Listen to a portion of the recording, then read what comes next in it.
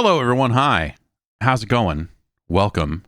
It's a Wednesday around these parts, and yeah, I don't know. I thought we would hang out for a little while, play some video games, and just hang out and relax. Honestly, a nice, relaxing Wednesday. Kind of caught in this gap here between big video games. And yeah, I thought maybe we would play a little bit of Humanity today. Check in on that a little bit. And then I don't know, this is obviously not the best way to do this, with the streaming software running and everything else, but Jedi Survivor got another patch, and I'm kind of curious about that. But maybe we'll fire that up and see what happens. I don't know. And yeah, gosh, I don't know. There's a few things out. I am beginning to enter that pocket where I'm playing a bunch of games that are not out yet and are embargoed or whatever. But there's a handful of things kind of kicking around. It's a PC patch, I guess, or the PC patch is out now. It is the Jedi Survivor patch is coming to console, I guess, in the coming days. So I assume they have to recert it or whatever, and go through all of that stuff. Oh, that's right, Hawken is out. I was like, I need to install some stuff. I have not heard good things about the re-release of Hawken. But I'm going to hit install on it right now, and we'll see if that decimates the stream. It shouldn't. Upstream and downstream are two different things. Is Hawken still exists is a really it's back. Hawken's back in POG form, in PvE form. They've rebuilt it as a PvE game and re-released that on PC. I guess the servers are still up on console, or I don't know if they are running servers or whatever the deal is, but like you can still play the competitive game on console, which is pretty weird. But yeah, I didn't even know this was happening until 2 or 3 days ago. I saw that was like a PC Gamer article or something that was like, Hawken's back. And I'm like, that's bullshit. No, it's not. Come on. You're being silly here. But apparently they have re-released it in early access and people are not happy with it. Looking at these user reviews on Steam, people are not too thrilled with Hawken. But yes, I desperately want to see what that's about. I liked Hawken. Hawken was not good, but I liked it because it's it was a very simple video game. Hawken was a very simple competitive video game. Out of game, the menus, and there was a lot of stuff about upgrades and things around that end of it that were overly confusing in some ways. But in terms of them going, what if we took a mech game and then just made it this fast-paced or faster-paced console shooter, and it just kind of became, a low-grade Call of Duty or something at that point. Like it was playable, it was enjoyable enough, and it came and went, and no one really cared about Hawken. Gotta get that Hawken. And now Hawken Reborn is available on Steam, and it is almost done down. In fact, I am so interested in seeing what this is. We are going to play it first now, because I have to know what the heck this thing is. Yeah, no, you read PvE and thought co-op, but yes, apparently it is in fact a single player game. It's an early access. I guess that's the other thing is they're planning on doing more with it, but man, the reaction to it right now is so negative that it's hard to yeah, I don't know, maybe I don't know if they're if this release is going to dig a hole for this game that they're definitely not going to be able to get out of or whatever, but fuck it, let's play some Hawken. I wanted to just have a relaxing, I wanted to have a nice known quantity kind of day here after on the podcast yesterday, having the salted licorice and just everything, just the abuse that I've been putting myself through. So I wanted to just relax with a very mediocre to bad drink. I think this is the last can of Bang Miami Cola in the house. I think I drank the entire case except for this last can. So I'm just gonna have this. It's on the list already.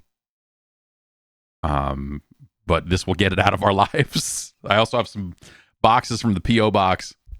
We'll crack those open and then there will be a bunch of additional drinks here because there are 4 cases of beverages here.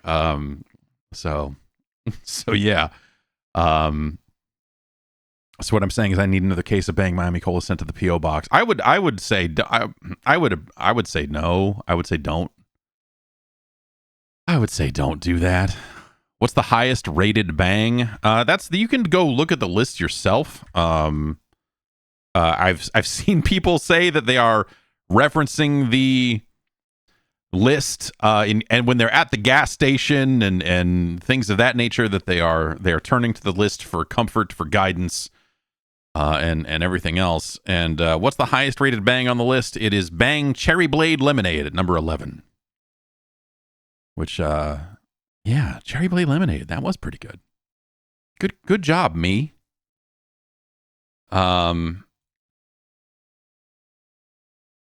Yeah. Super Raven says, I haven't seen Rockstar Sugar-Free Punch around much recently. I know that they changed some can designs over there at the Rockstar Corp. So maybe I've seen it around, but I want to say it's it's not in that same white can as it used to be, but I don't remember. But I have seen it around. I have continued to see it around. That and Silver Ice, man. I should just get a case of Rockstar Fruit Punch. And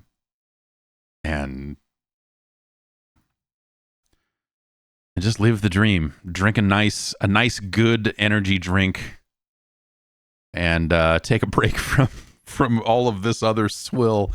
Tanuki Tom says, it's a safe bet that you won't be getting the Analog Duo, right? I've heard the low opinion of the TurboGrafx 16 library. So I would say I actually have a pretty high opinion of the TurboGrafx 16 library, higher than I did when it was new. You know, when we talked about it on Game Boys to Men, it was more in the context of, at the time, and in the US specifically, if we're limiting it to just the US library for the TurboGrafx, it's not great. But when you take the entire Japanese library into account as well, and the PC Engine stuff and Super Graphics, I guess, which, you know, the library is not the issue. It is more that there is already a fantastic FPGA-based core for playing TurboGrafx and Turbo CD and Super Graphics games available for the Mister. So I am not that interested in real hardware, real games for games of that age at this point. This is part of the conversation around, you know, getting rid of a bunch of my games is the, you know, this idea that like, hey, you can have these entire libraries on a flash cart. You can have, you know, and so there's a lot of games that I'm just not that interested in owning. Though the TurboGrafx is maybe the worst library for this because they're, you know, it's tiny cards, it's CD cases. I don't have a ton of them. It'd be very easy for me to keep all of those. And so,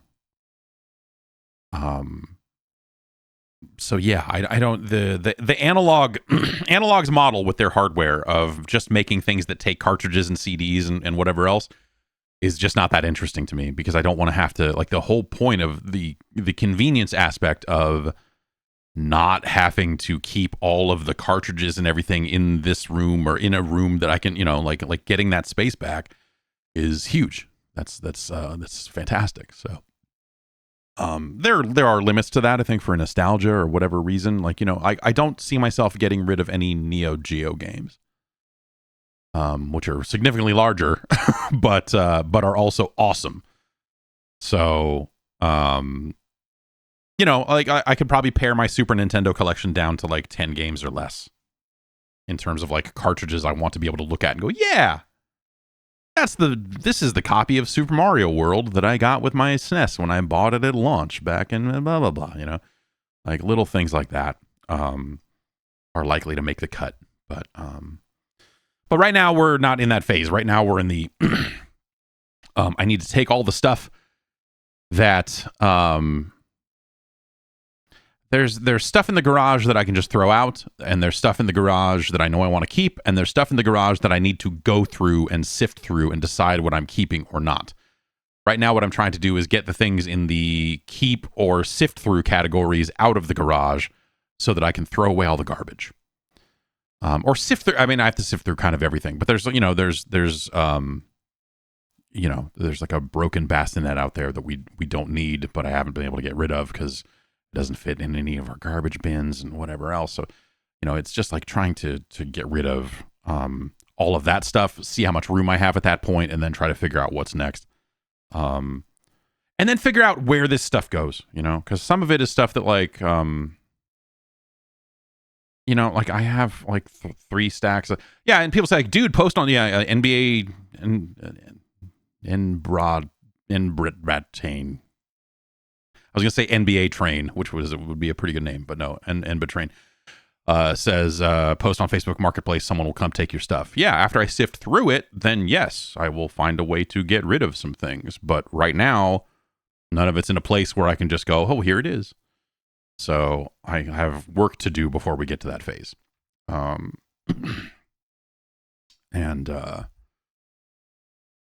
Yeah, that'll be good for stuff like... DVDs. I got rid of most of my DVDs, but not all of them. I kept ones thinking like, oh, these are DVDs I would want to keep. But it's like some of them are yes, like, oh, these DVD copies of Mr. Show, I should keep that. The DVD copies of Wonder Chosen, I should keep. Both cuts of Orgasmo, yes, I'm keeping both of those. But like every episode of Transformers, I don't know, like that stuff's kind of out there. That stuff is not, and none of this is ever going to be difficult to find, right? I mean, none of this, So, but I did rip all those DVDs, and I ripped them in H.265. And as things progress, I'm sitting here looking at it going like, well, do I need to re-rip these in AV1 now? That would be a project. That would be a gigantic waste of time. So, yeah, we'll see. But yeah, there's probably a lot of DVDs, and I have, my roommates. I didn't, when we were packing up, I didn't have time to get rid of them because they were in a different place. And I have my old roommate who has since passed away. I have all his DVDs, and it's like 3 copies, it's like 3 entire box sets of the Larry Sanders Show. 3 different box sets of that, and like I don't, why did you have 3 of these?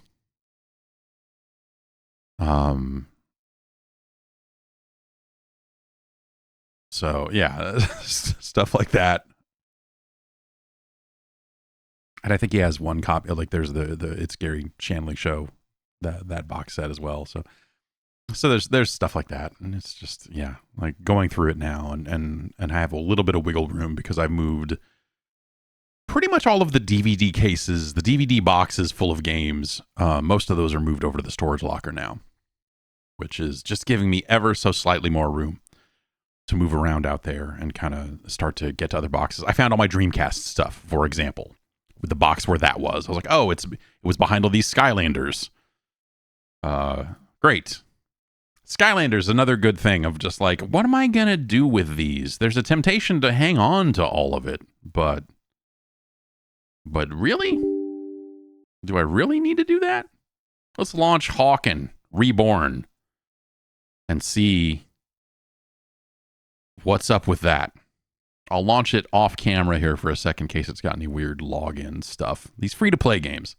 Can't trust them. Cannot trust them. With all their freaky login screens and... Well, everything's going berserk. Oh, God.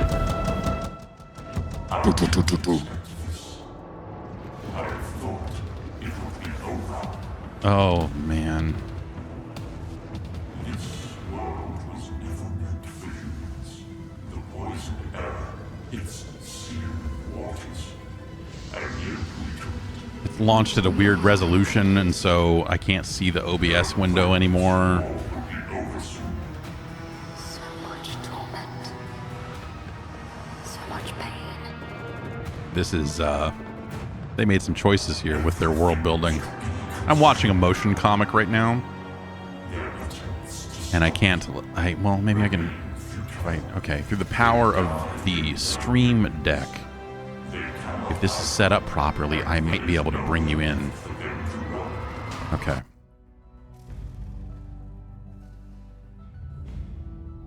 All right, I don't know why that.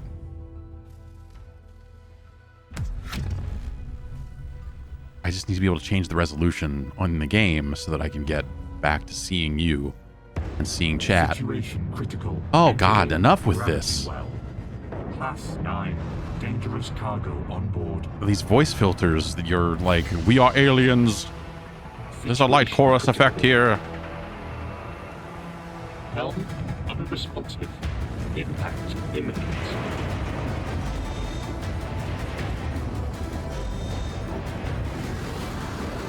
Oh no!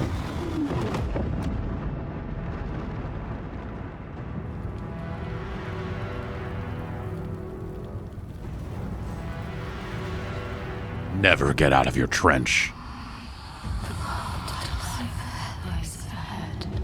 Is it? What? What? Is the mech suit talk? Who is?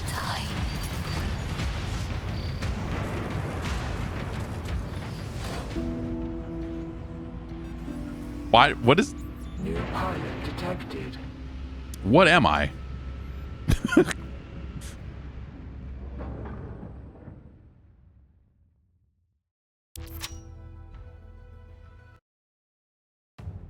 Are you shitting me? Let me change the damn resolution in the game. This trend of games throwing you in and just going like, we're going to put you in a mission. You're going to hit the button and then boom, video games is like a really neat idea on console, and on PC it is abysmal.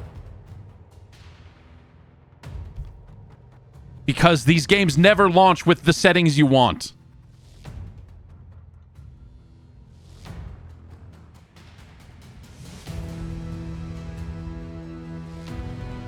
I can still see Discord, but Twitch chat is just missing right now. If this ever finishes loading, I'll be able to hopefully fix it. The controller just vibrated, so that means it's got to be getting close, right?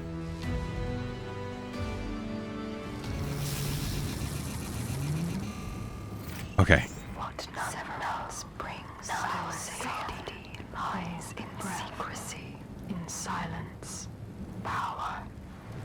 New pilot detected. Okay. Pilot's life signs critical. Hailing for assistance. Oh, what have you... Camera systems Okay. active. Direct the camera to look around.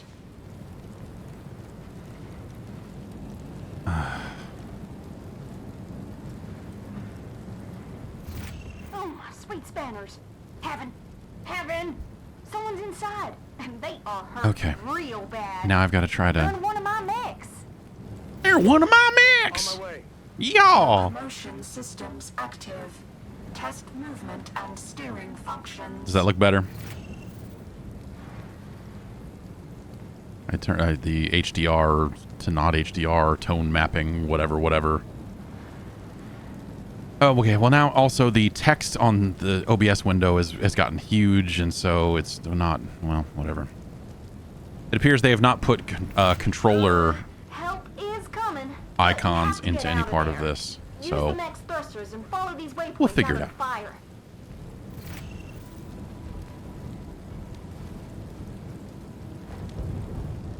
By space, you mean right bumper.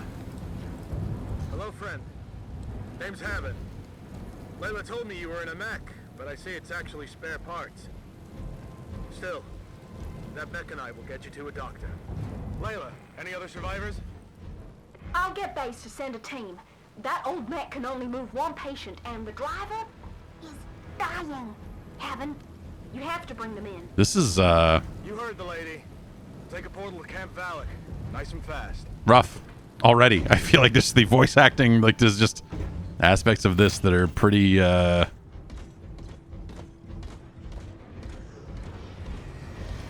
the rip, if you will.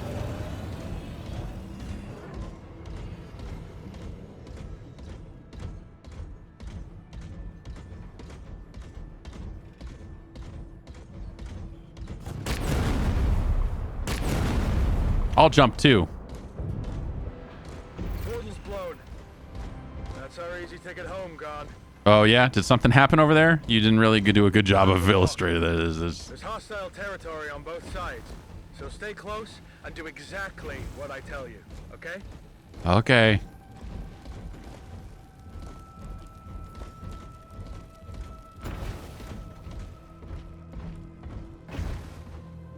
What a mess. How'd Indeed. you survive a crash like that? Not talking? That's okay. I can mind my own business. Jump down here.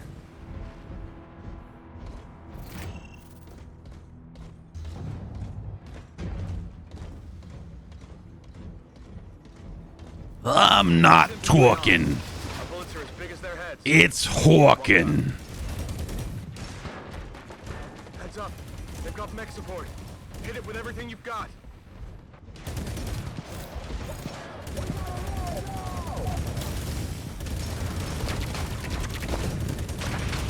Is that my... Wait. Well, all right. Well, all right. Grab all the ammo you can. We're gonna need it.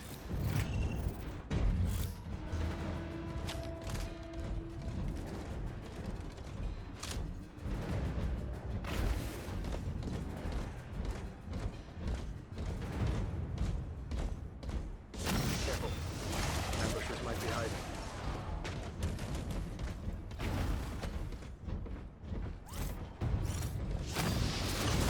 Priority target.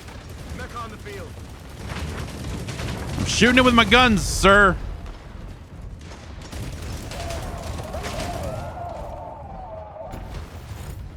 Man, remember Mech Assault? I need to get, I need to figure out the whole Insignia Xbox Live replacement thing. Checkpoint Alpha. It is, I guess it's still invite only. But the people that are rebuilding Xbox Live for the original Xbox. Come on, keep up.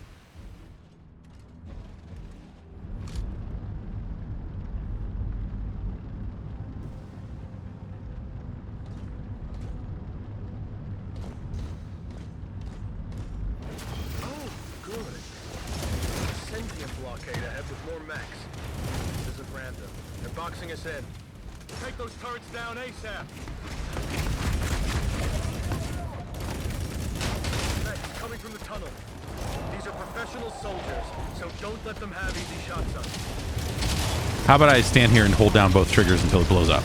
Does that work? For these professional soldiers? I would not bet on these soldiers. Ready? Okay, let's move. I'd like to check your injuries, but the air here is toxic and corrosive. So neither of us is getting out of our mechs until we're inside Camp Valak. Clear? Never leave your trench. Right, got it.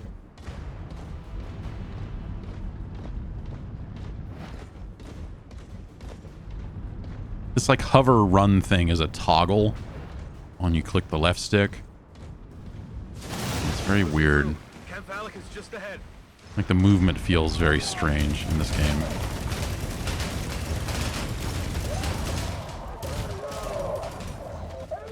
The NPCs, Cross, Consentium, they're panicking because of the crash. Kill or be killed around here for the next couple of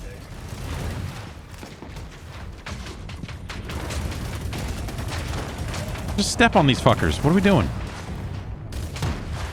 Right? Does that work? That better work. No, looks like it didn't.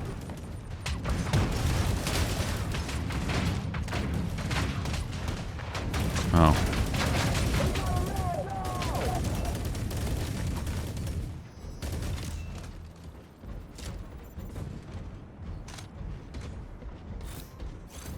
The vibe I'm getting off of this is almost, I mean, it's not obviously not the same type of game, but remember Defiance, the MMO based on the TV show or whatever it was?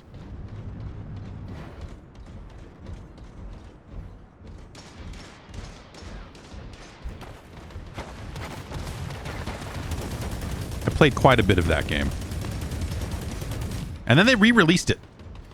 They're like, what if we put Defiance out again, but instead this time it was a free-to-play game, as opposed to a game where you paid money for it and there were microtransactions. Like, it was like a light retooling of the monetization in ways that seemed superfluous and weird. And then it was the exact same game with, like, light graphical improvements. Really fucking weird. It's just like, why did you do... Why did you relaunch this thing? It's not different.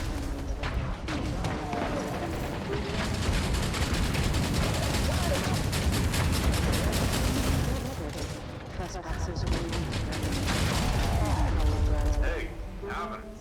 Boss lady sent me to help. She's locked the gates until we clear Sentium out. Couldn't risk them getting in. Okay. Up on the cliff. Is that... Oh. More hostiles portaling in.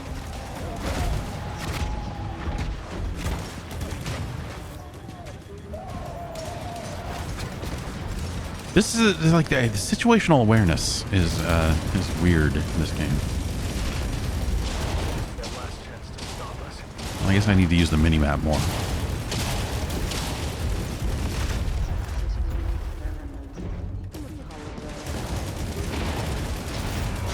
Okay, clear. Get up the cliff, quickly.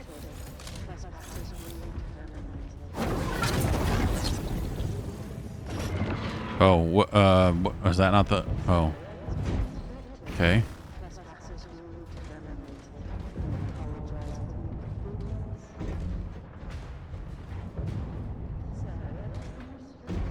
All right. We did it. You're one heck of a pilot. You should stick with it. If you survive.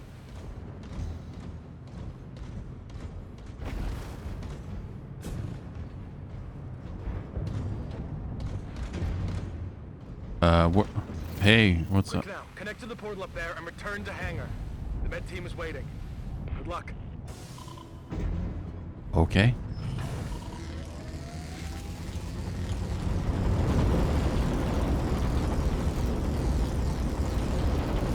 Send your many renewals, aesthetic comes to life.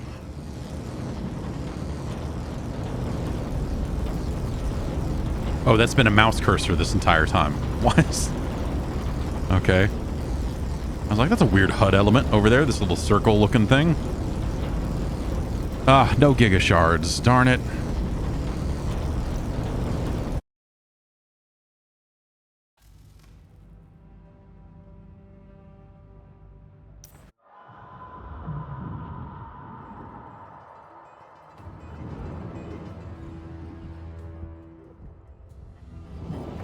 Hi. One bad one. Lose the arm. Ah, you're awake again. Do you remember me? I'm Dr. Loomis, resident neurologist here at the Dawning. Your physical injuries from the crash have healed nicely, but we found something strange on your cortical scans. There are surgical scars in the communication centers of your brain, cutting your ability to communicate. It's not just mutism. You can't communicate at all. It looks like someone didn't want you spinning any secrets. But we may find a way around it in time. Okay. Right now, you're in my hospital on Valkyrie Landing. That's an island on the planet Ilal. The whole planet's quarantined because of a nanite contagion. I'm afraid anyone who comes here can't leave. That seems bad.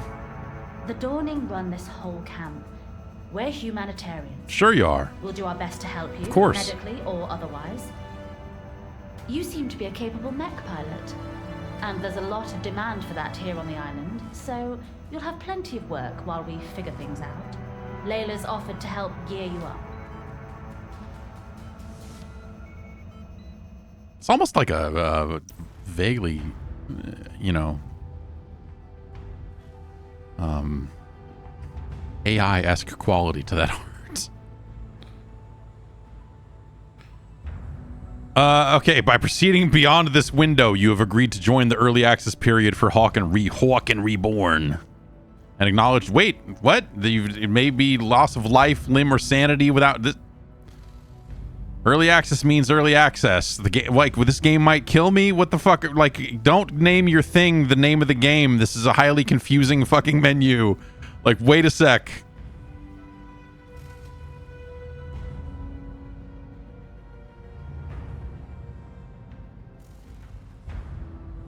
Okay. Yeah, you can only get to level 25. They've got a Discord. Our staff is underpaid. 6 missions. Only the refuge zone is available in patrol mode.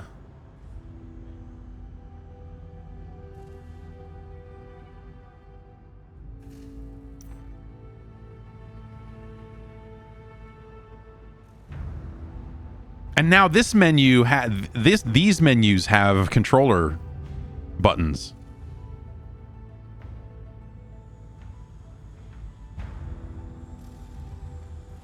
This right here, this is the hangar. You'll keep your mech here in one of the mech bays, but I earmarked 5 bays for you, so eventually you can have a different mech in each with a custom loadout. Hold your horses there. That mech is damaged. When your shield is hit, it'll regenerate.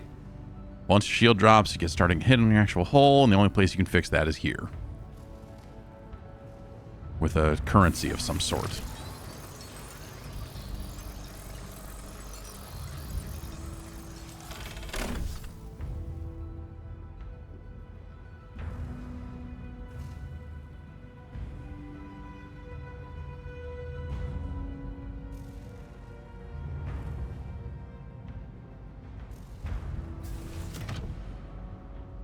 Well, this says 61, so you know it's better. Let's go to Mercnet.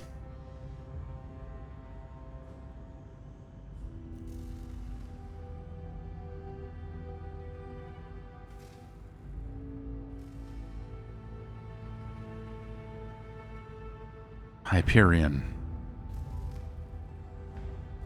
Like post Borderlands that maybe using the term Hyperion in a video game is a little... Not that they're the first to happen upon that, but you know what I mean.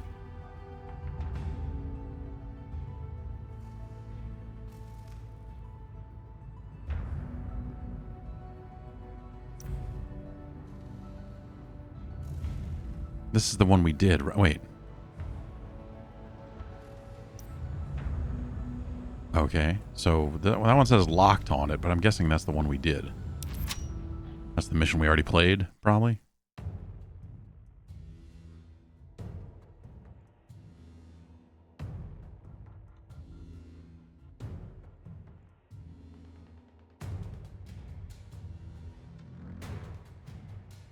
Oh, Hawken. I wonder what their goal for this eventually is, if they've said anything, because, like, this is, you know, obviously a different kind of game, but...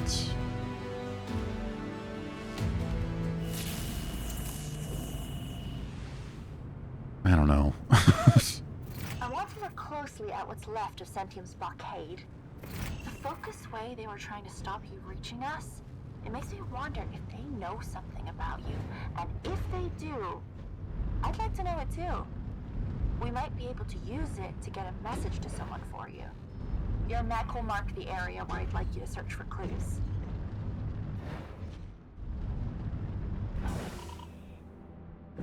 If you need more information, you can always open your mech pad. Have a go. An icon will appear on your HUD when you're near something of interest. Then you can move in close to scan it. What button do I think scans on a controller?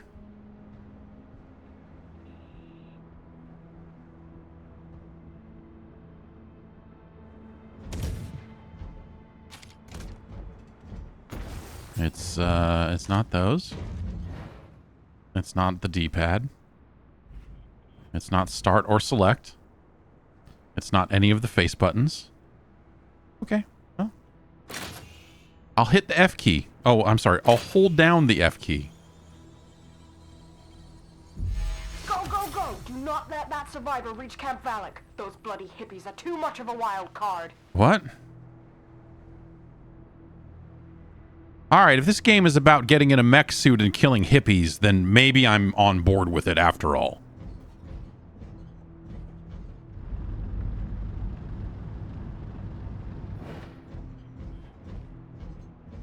Oh, I guess we gotta scan this too, huh? Wait,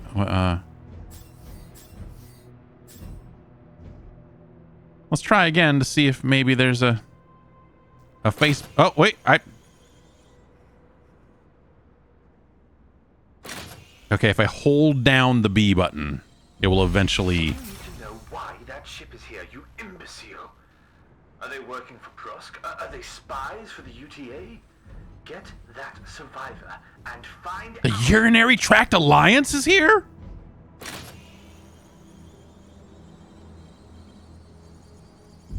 Yes, I'm receiving the drone feed now, sir. Oh no. Sir, Xanadu is... Oh. Damn. Bandits, heading your way. This is good stuff.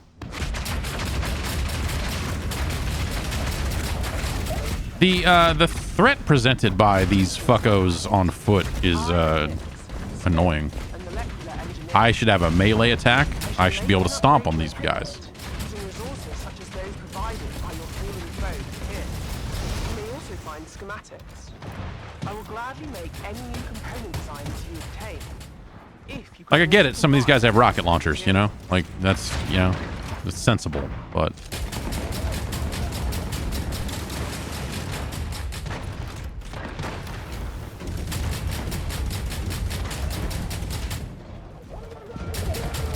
Like, all this fucking hit scan shit that I'm just like, well, I don't know. There's not really much I can do to fucking dodge it.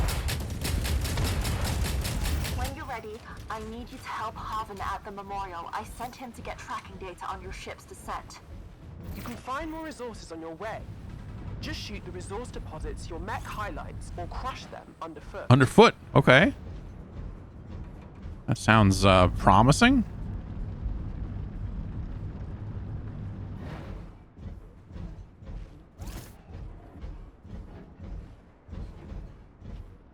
Collect 0 of 4. We need some depleted battery. So if I shoot it, that'll also do it? Okay. That seems like a very inefficient way to do that.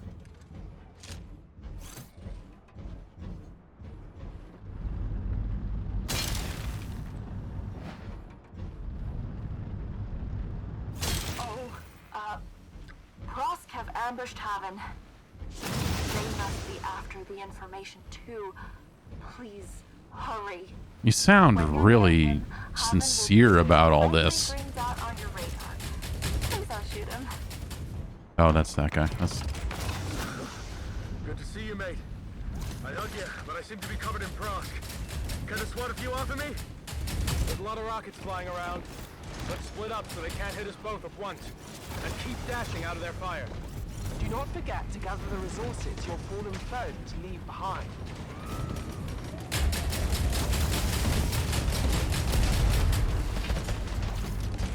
Watch out. Infantry sniper. They're damn nippy little SOBs.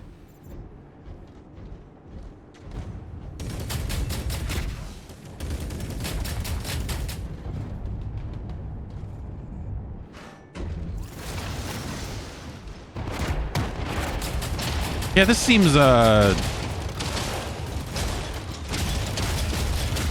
this video game seems dubious, let's say. Also, yeah, I'm having a hard time getting a sense for how big this mech really is. I mean, I guess if we look at these buildings, we can...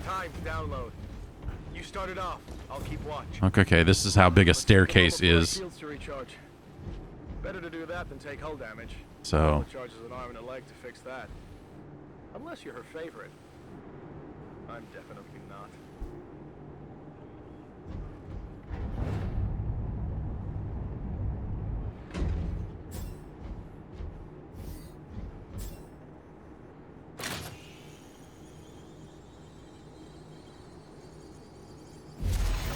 I've got red on the radar. Hostiles incoming. That mech's built like a tank. Heavy armor. At least it's slow.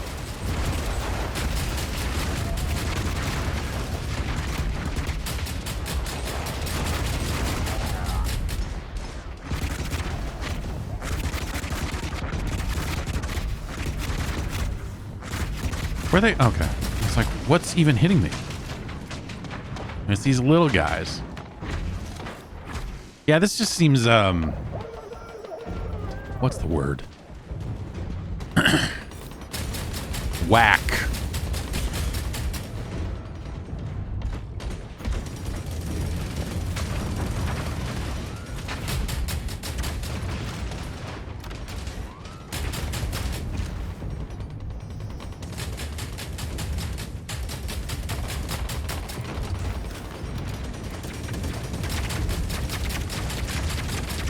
That's my guy. I'm shooting the wrong fucking guy. God damn it. Like,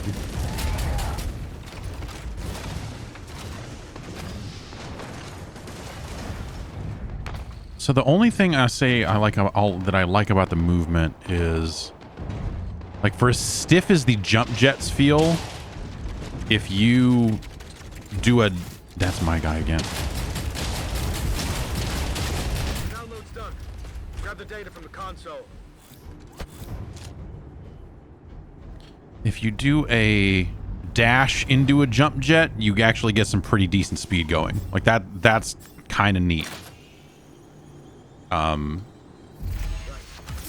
But in some ways, like, the rest of it is so heavy and sluggish, which is, hey, it's a mech, but like not in a, hey, it's a mech, I feel powerful and big way, because I don't feel powerful and I don't feel big. Leave Hawken to it. You need to bring that data home urgently. One of our drones just got the ship's registration number from the wreckage. It's definitely a Cryon vessel. The Garden of Proserpine. Cryon were a major corp here once, but how many meetings do they have to come up with the phrase "the Garden of Proserpine"? Go berserk over anything from Cryon, in case it's connected to Hawken's research. So, hurry, please.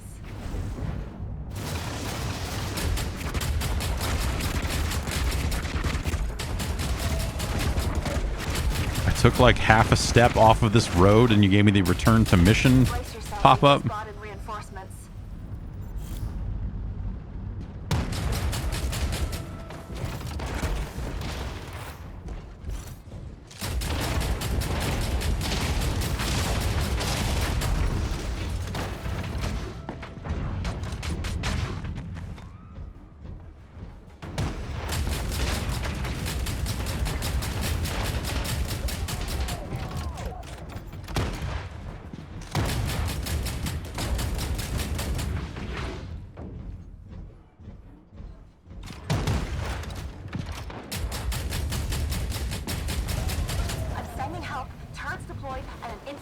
Ugh. On the way.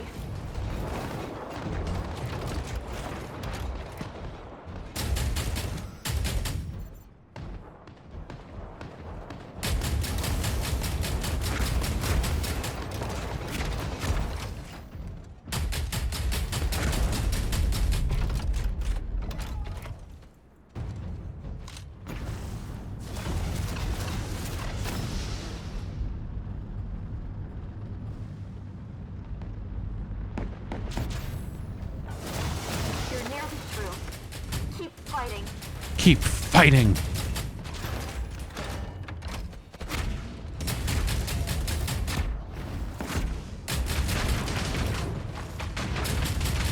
What the fuck happened there? Was that a dash, or did you get unstuck from some physics thing?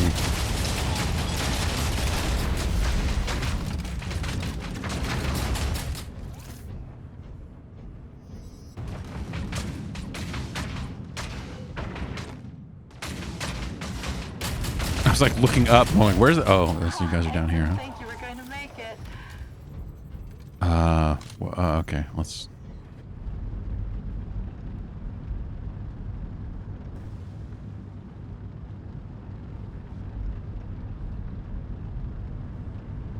Upload the data to me at the console. Then you can take your mech back to the hangar. The portal spike blue on your radar. Don't forget to repair your mech before you head out again. But there's no rush. I need some time to decipher this data. And thank you. You have been so helpful. It's really kind of you. What? Oh, it's this one. This is not the if you look at the mini map that it's pointing me to, it says like, hey, the terminal's on your mini map. This is not that. Whatever.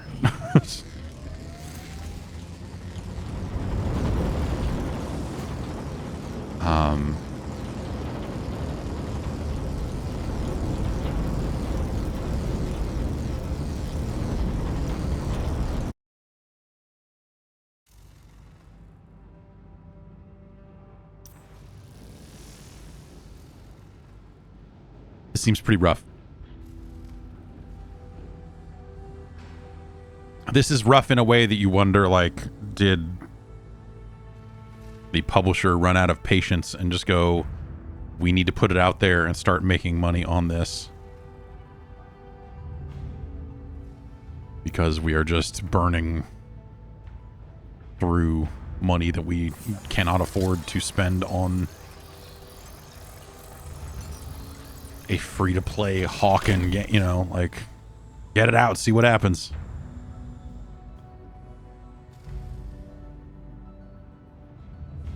What, is this the voice in my head? Oh, no, you run the workshop. Okay.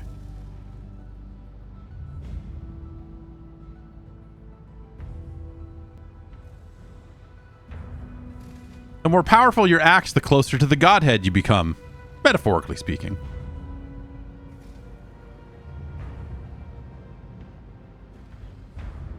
Okay, blueprints, resources.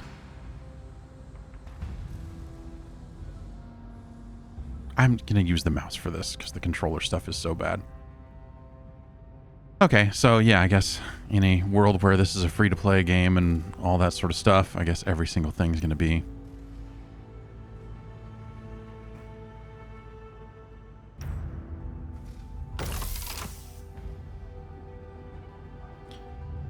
all the required components have now been built, and now you can press assemble to complete the item.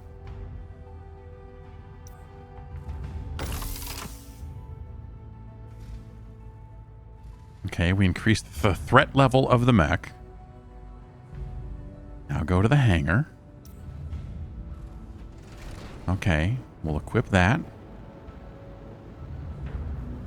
Okay, so I guess now the flying is better. Maybe that movement stuff will feel better too, but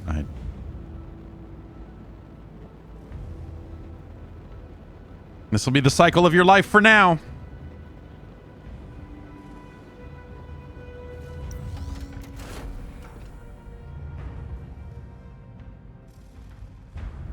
Mentioned before, we found a drone in the garden. It's a cryon vessel. Yeah, okay.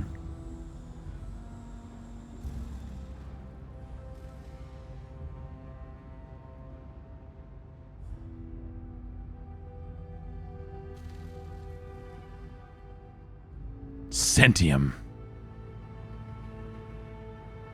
What are these other things? Okay, so we have our weapons and thrusters. Oh, okay. I see.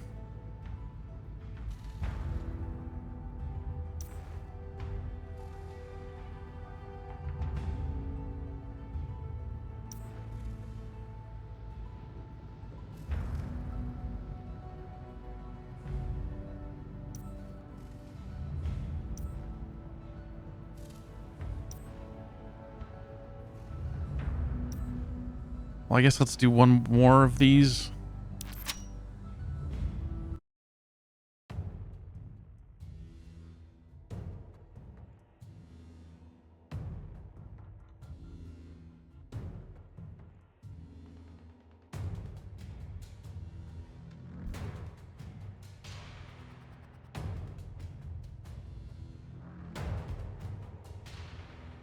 And see if the jump jet feels any better. I don't know. This is, woof. Woof! Hawken, what are you doing? You're killing me, Hawken.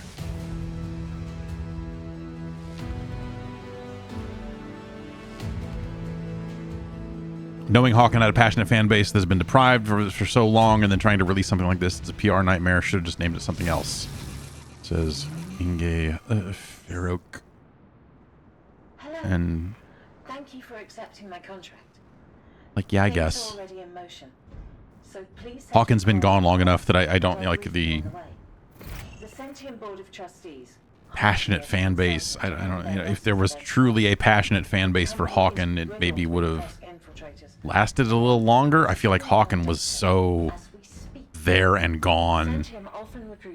Like Hawken feels like it shut down as it was launching or something. I'm sure that would win a little bit longer than that, but in my head, like that. But that means Prosk can anticipate our hires and support. Yeah, this doesn't. Fixing that is where you come in. That's checkpoint Charlie up ahead. You'll have to punch through the guards, I'm afraid. It's the quickest path. Like I liked Hawken. I thought Hawken was cool. Not great, you know, it's not a great game, but like for what it was like, oh, you know, yeah, you could. Sometimes it's nice to have a mech game that is like highly accessible. If you know what I mean? Like mech games are like the best mech games in a lot of ways are you know, tank simulators, right? They're mil sims almost. And so I like it when they find a way to make an accessible mech game, because I like mechs, but I don't always want to. Oh, I don't have a melee. I keep trying to get close and punch, but that just zooms in. This is weird. Like, I feel like...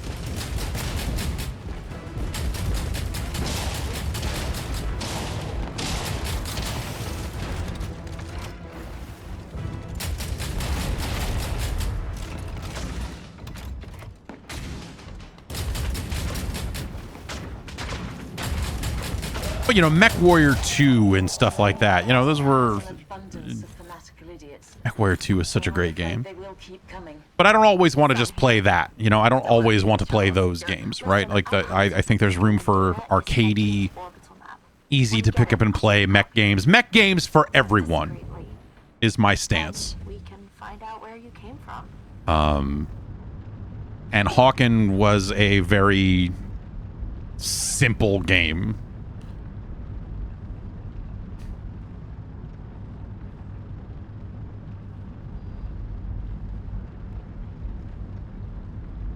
Not that this is somehow complicated, but this just feels stripped.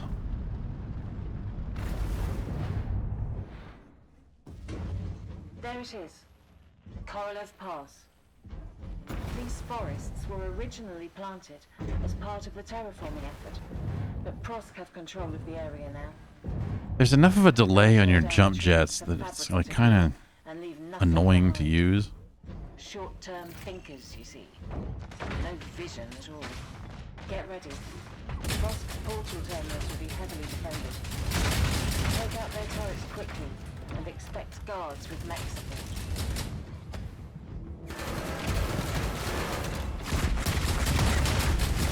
Also, I really like the number of times I've had like just dudes thrown at me, and having those dudes be an actual threat really sucks.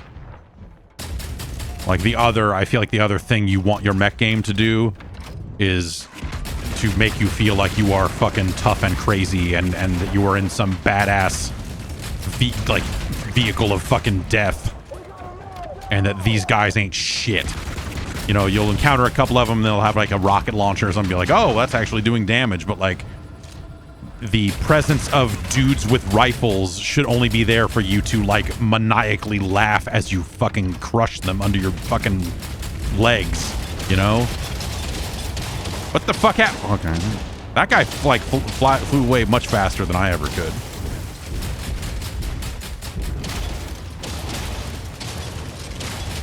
Watching you in action is making me miss my days in the field. You seem very in sync with your machine. He'll transmit the data from inside the terminus area. But where?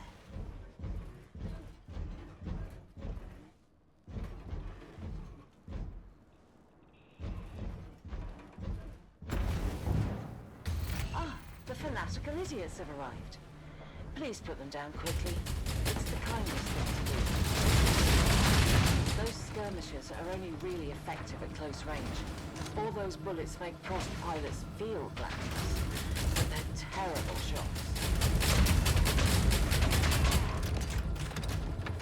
And the dialogue is just so nothing. It's just so flat.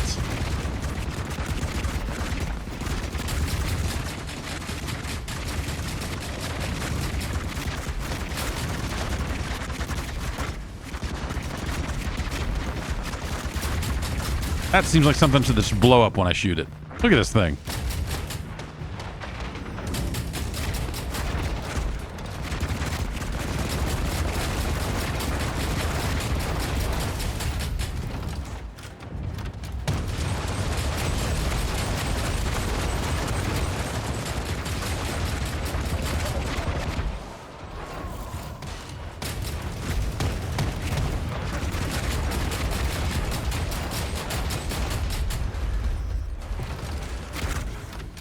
All right, well, now what?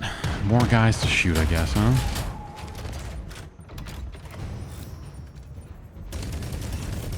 He stole a chameleonic device. If he's using it to hide, he can cut off its power at that console.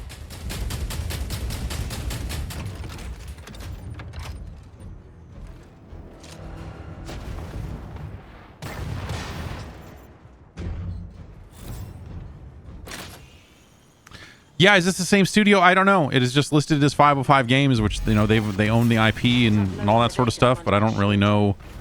Like, yeah, are there people from the original Hawken at work on this? Because I thought that studio went like under years ago. Obviously, maybe some of them are now doing this. It's certainly possible, but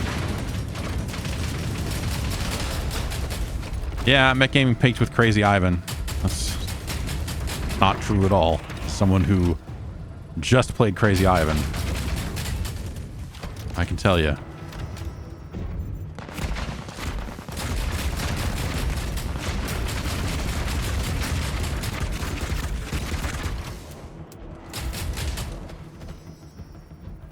Just says eliminate guards, which I guess, okay, there's these guys up here.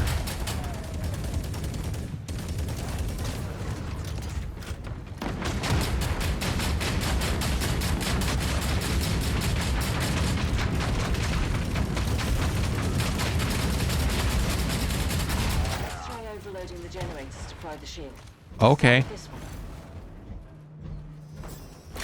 Sabotage.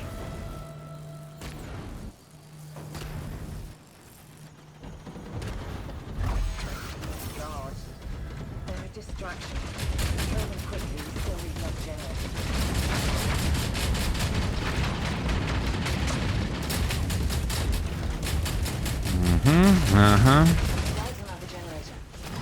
Is that, why is there a billboard?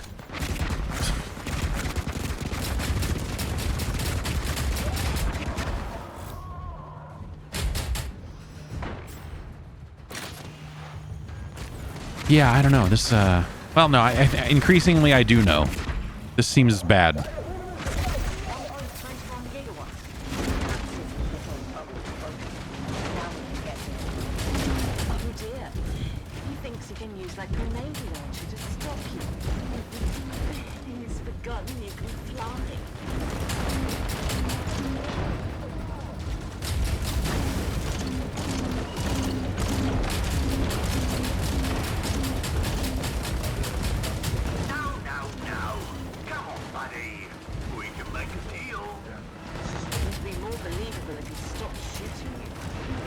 I should probably back off here and let my shield recharge. Seems like I'm almost dead.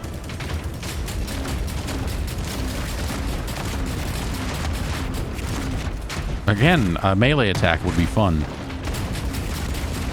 Or something. It would be something. It was a terrible conversation. Now, head over to the landing pad and reclaim our data. He was trying to send Prosk our orbital map. Get up there. We gotta hack it. Excellent. Wait. I'm picking up more signals. Something covert.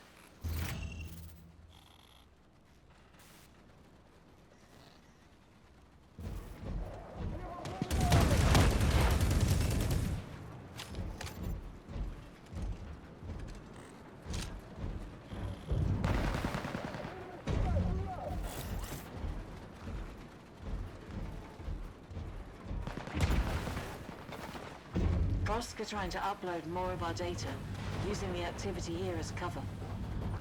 Sorry, my friend, but we better get Sorry, my friend. I thought she detected me. I have the copy, so I'll sign up. Good luck. Our data is being transmitted from Signal Hill, a major Prosk comms base.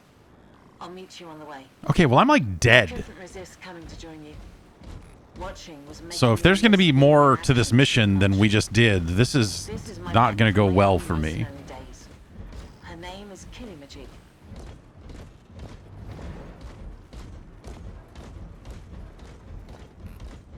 Yeah, this thing's, this is just a weird, this is weird. This game is weird. Signal Hill will be heavily guarded, but I'd rather think we have them outclassed. Okay. Well, my shit is on fire back here, so...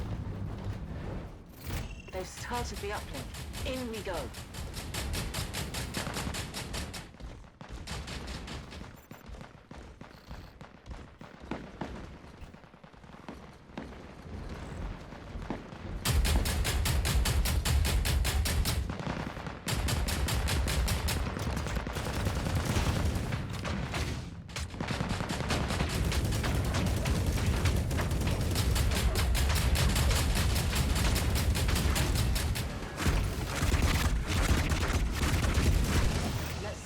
Turrets and guards.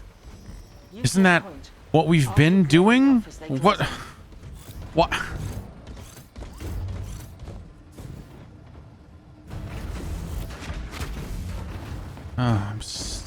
Let me out.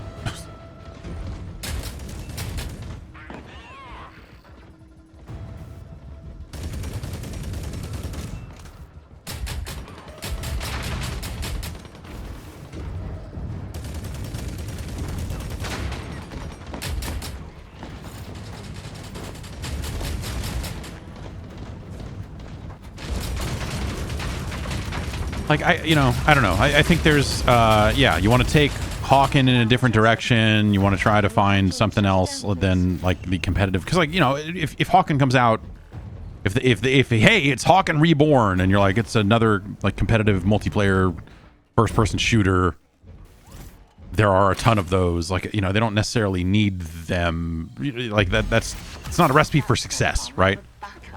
Like, hey, we brought back Hawken, and... it's the same, like it kind of, it went away for a reason. It failed for a reason.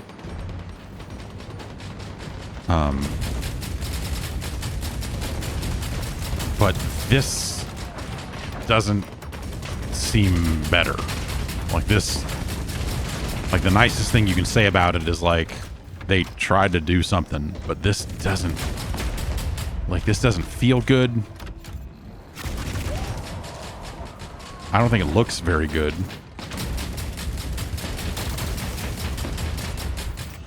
You can take the firewall down from that console. And the aspects of the monetization sound pretty bad. Like, this movement is super weird. Like, sometimes you just get a really good launch or something off of a dash into a boost thing, and you end up going flying in a way that you kind of just don't any other way. It's weird. It just feels very random. Well, not it feels very imprecise. These weapons, I mean, granted, we're, you know, second mission in on a free-to-play game, so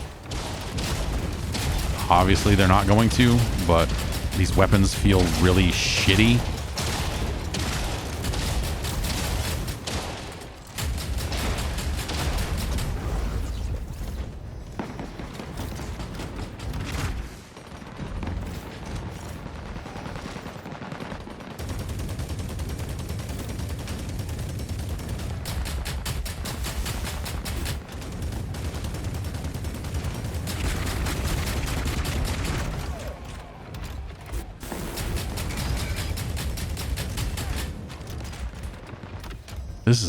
This is fucking bad, man. This is...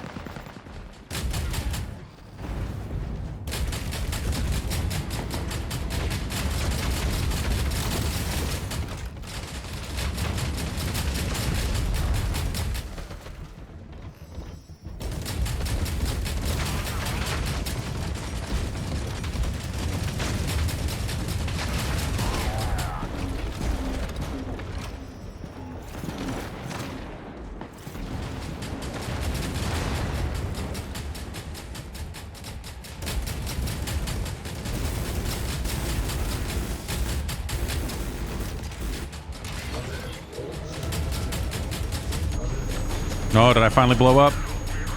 Hooray.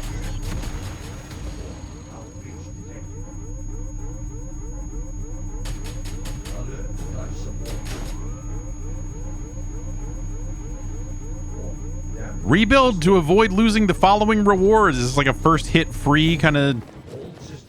Hey, you can rebuild for 0 here, but guess what?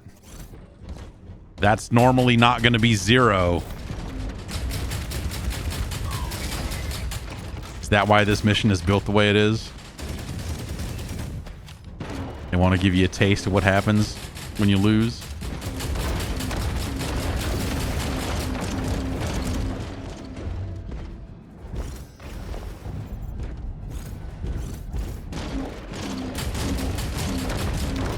Like, let me land on this fucker, you know? Let me do some real... Let me rip the pilot out of this thing and crush him. Very nicely done. Now let's stop this transmission and call it a day, shall we?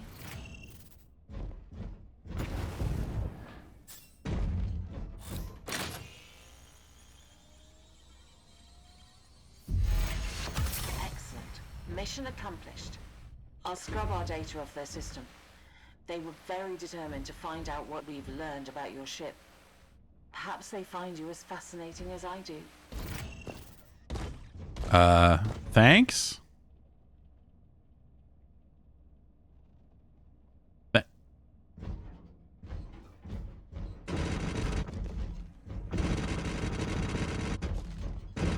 Hi, can I need to walk, I need to get over there. Could you,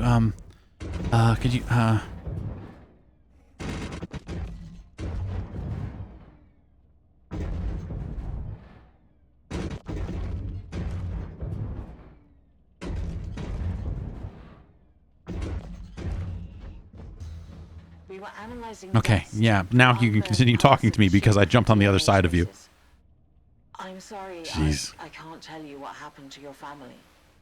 We know they were with you before the crash, but whether they survived or where they went if they did, we simply don't know.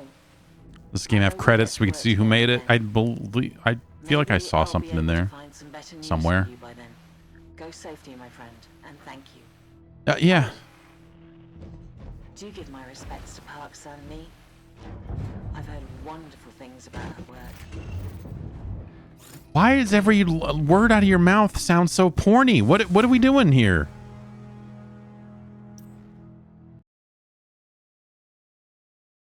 You kept the Hawken font. Congratulations. Everything else, not so much.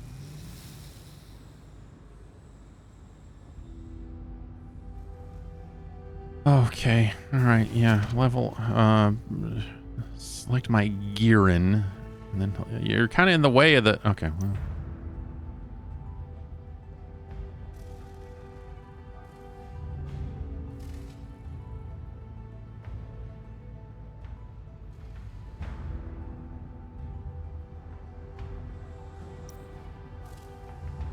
It is done. There's a black station up there. The station is derelict. Oh no!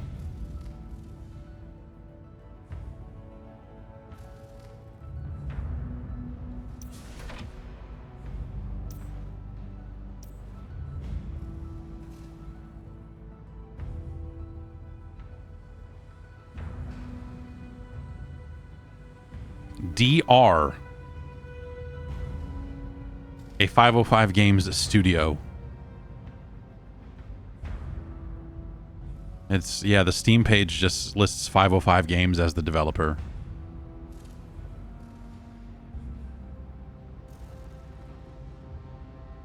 Mighty DR.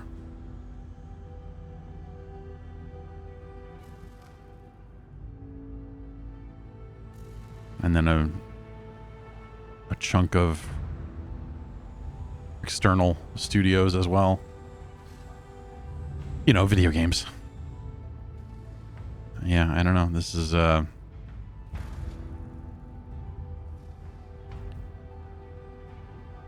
this one feels like a miss. A miss.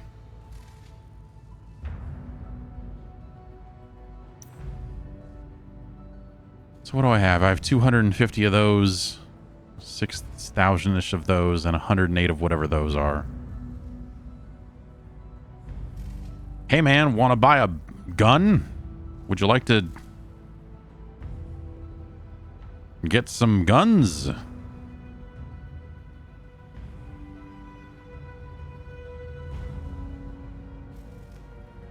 Well, of course I would. Why wouldn't I want more script bundles? Large script pack, $19.99. That's their top seller. How much script do I get for $19.99? It doesn't say. Oh, no, sorry. 4,900 script currency.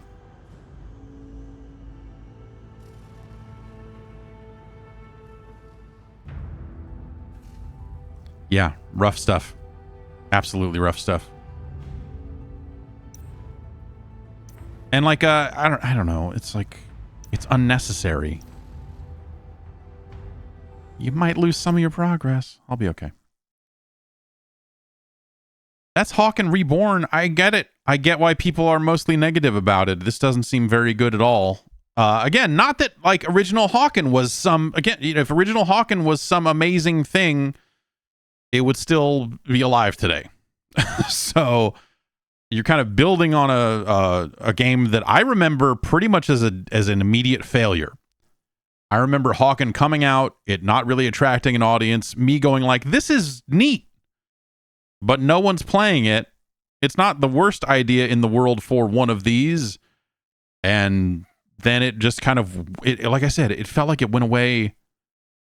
Was there some crazy story where like half the studio was getting laid off as the game was launching or something like that? I'm trying to remember.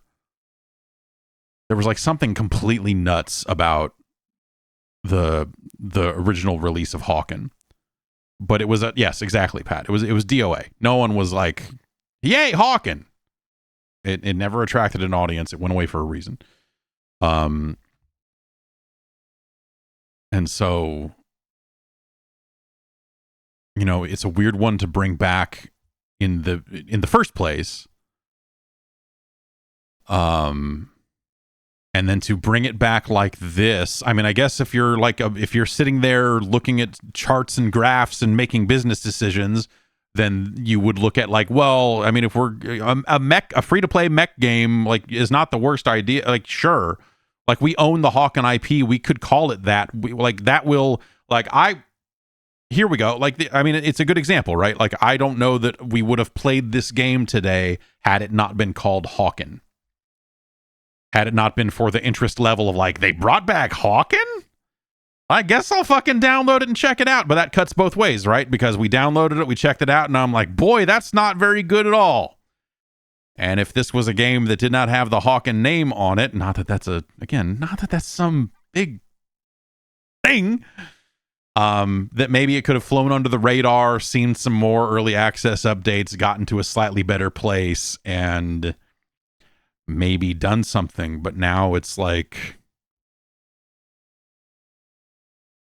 yeah, it's like, congratulations, you tricked me into downloading your bad mech game by slapping the word Hawken on the front of it. Now I think less of the Hawken IP, not that I had a mega high opinion of it to begin with, and now I also know that this game is no good. And you brought it out in early access with a bunch of paid currency, or a bunch of, well, script is the only thing you can buy. The other currencies are earned in game, I suppose. But you stream the old Hawken. Because you can play old Hawken with bots, right? Like the console, like the PS4 version of Hawken still works. And I want to say if you go try to jump into a game, you jump in with bots, right? I'm sure if other players got together, and picked a time to play, that they could still play. But yeah, I don't know. My understanding is that yes, the console versions of Hawken still function. I still function. Even if the PC version went offline, years ago. So you could still theoretically play that. Oh, this private PC servers? Hell yeah. Yeah, if you want to get fucking weird, then why not? Why not? Jump through even more hoops to play Hawken of all things. Well, there you go. I don't know. It's available now. Yeah, user reviews mostly negative. I'm going to look at these real quick here. The most important bit right away. This is in the first most helpful review. And then in the biggest letters, the Steam text editor will let you put, the cash shop sells actual equipment. Not just skins or something, but gear, mechs, weapons, etc. Nah, that's not good. It's not good. But also it's not a competitive game. So, like, that's dumb on top of dumb, I guess. Like, buying, I don't know. Buying gear in a single player game to show off to no one but yourself or whatever kind of just seems like a next level self-own or something. I don't know. I'm sure we could think of examples of where that might actually make sense, but in this case, boy, oh boy, oh boy, oh boy, oh boy. Yeah, a lot of negative. Here's a recommended review. As an early access customer of the first Hawken, sitting with my Oculus DK2 waiting for support that never came, I am very pleased with this offering. Classic characters are back. Hello, Layla.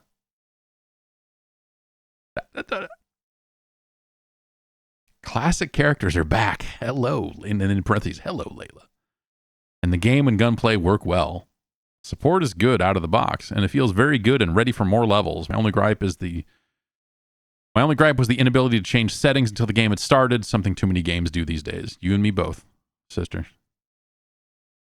The very idea, classic characters are back. Hello, Layla. Like, what? Really? Really? Whatever. I mean, hey, there's a fiction for everything. Some people get into everything. There's no matter how bad a game gets, you can always, like we were talking about Defiance earlier. Like, I begrudgingly played probably 20 hours or 30 hours of Defiance, like almost in a fugue state of just like a weird funk of just like, why the fuck did this game look at all this that they made? What, there's almost something here, but boy, there really isn't. But like, there were probably people that were genuinely really into Defiance. and liked the TV show or whatever. I you know what? I used to record a 60-second weekly thing for radio. And it would air on stations at 3 a.m. You know, it was always like one of those things where you just like, oh man, there are millions of people receive this. Like it was like a lightly prestigious thing almost, because it was like you could go, and it's the way radio reports numbers, where it's like it's got a potential audience of 35 million listeners, or, you know, whatever it is, because it airs in New York, and it airs. The thing they don't tell you is like, yeah, it's on at 3 a.m. when the DJ needs to go piss or something, you know, or just gets slotted in at some random time, and never, you know, I think I heard from people twice saying, oh yeah, I heard it. I heard you. I was in a cab in New York and I heard it. And I was like, oh, weird. But like, you know, it would air in Kuwait. It would air in all sorts of other, you know, crazy, you know, it was on some armed forces radio or whatever it was. So it was on all over the place theoretically. Anyway, it was fucking pointless. It was like when I quit doing it, no one noticed. No one cared. But the guy, so I worked with a guy who produced those spots before he left the company. And he was great. He was great to work with. He was a longtime radio DJ. I think he's still doing radio on a jazz station in San Francisco. I think he left to get back on the air and do real shit instead of like all the behind the scenes, or just like, you know, he's doing like these minute long hits or whatever for other stuff. And a great voice. And so he produced this stuff. And I would sit with him and record it. I would write the thing. I would come in, knock it out. We would talk for a while. It was just a fun little half hour of my week or whatever, just to hang out with this dude who had like this crazy radio knowledge, and he had been in the radio business for decades. And I could tell him things like, yeah, I think I'm going to fucking quit. I think this company fucking sucks shit. And he'd be like, yeah, no, it definitely does. It absolutely does. Yeah. You should, yeah. I mean, you know, if you got something else lined up, get the fuck out, right? I mean, you know, what are you going to do? And he was awesome. And he eventually left well before I did. And anyway, it's a very long way to get to him being the only person I knew that ever watched Defiance, the TV show. And he was like, oh yeah, the TV. Yeah, no, I watched that on Sci-Fi Network. Yeah, that's good. It's pretty good. It's pretty good. And I'm like telling him about the game. It's like, the game doesn't sound very good. Like, yeah, no, it's not. It doesn't really tie into a lot of the stuff on the show, as far as I could tell, too. But yeah, he was the only person I ever knew that had ever heard of that television show. Man, I need to find that dude. Let's see. Radio stations don't even have websites anymore. It just all leads to iHeartRadio bullshit. I can't remember his last name. Damn. I'll have to look it up. I know I have it somewhere.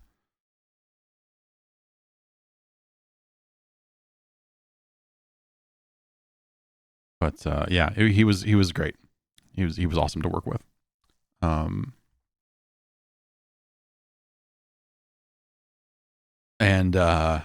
Yeah, so I don't know. Hawken is bad. in conclusion, Hawken seems bad. I have fixed I broke everything on OBS. The texts. I fixed the text size. Okay, there we go.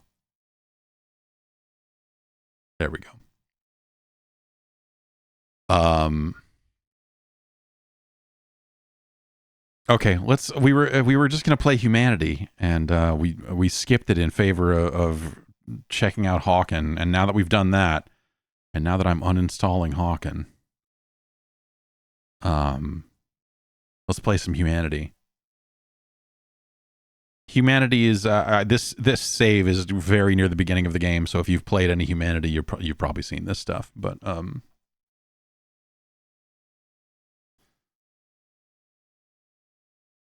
Hawken.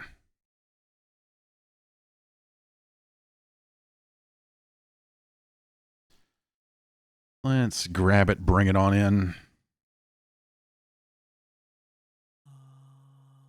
Show me humanity. There we go.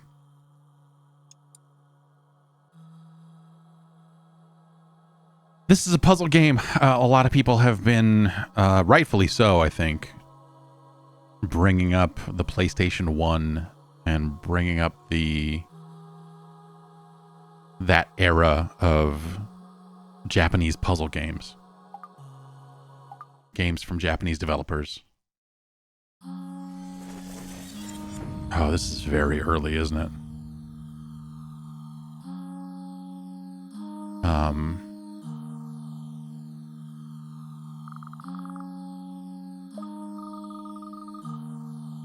You need not fear them nor mourn their loss. It's okay. All these people dying. It's whatever.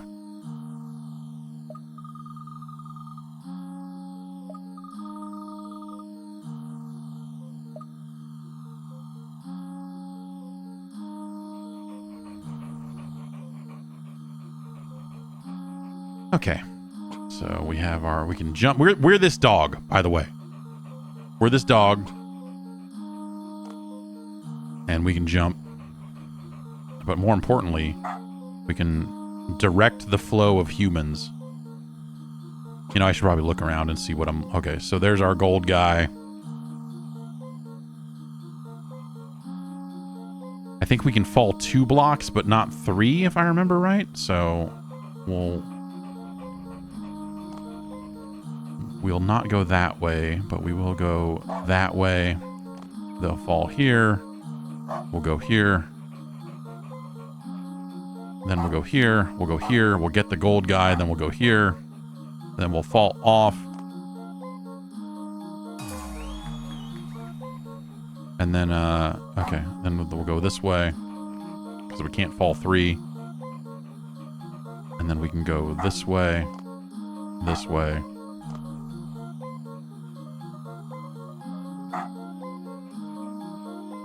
This way. Go get our gold guy. This way, this way, this way.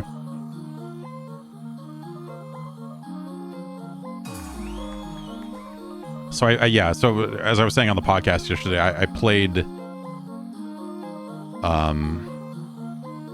deeper into this game, not super deep, and then the build updated from a preview build to the final build, and then my save progress went up in smoke with it, so I'm not super deep into it. You want to get the gold guys if you can. They're optional, but that's you want to get your gold guys. And then as these humans start going through the portal, that cube fills up. When it finally does fill up, you win. Some levels will have multiple cubes that need to be, or multiple squares that need to be filled up, and so you'll have to account for that.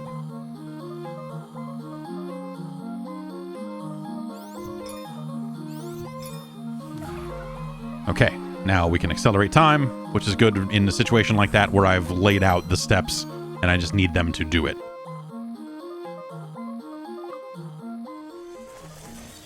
But it's good. It's good that we're playing these early levels because, you know, well, I honestly, I could use a refresher as well. Okay, so I think we can climb. I think they can climb those levels. So let's see here. This is a switch we need to have hit. We need to get both of these guys. So let's see. We're going to go here. Then we're going to go up here. Then we're going to go down here. We're going to go through here. Get this guy.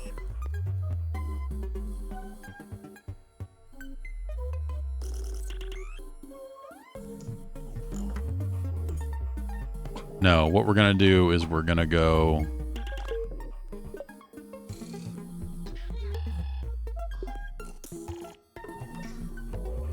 We're going to go get this first guy.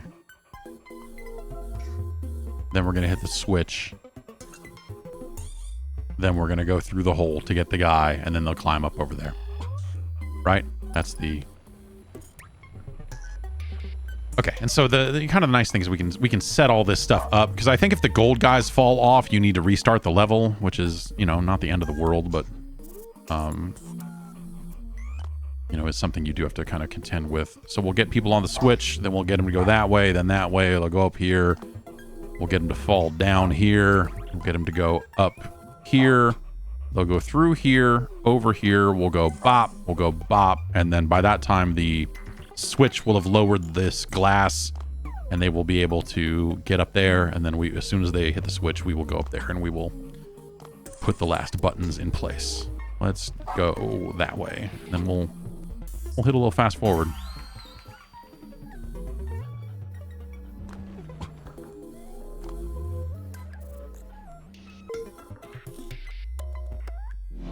Okay.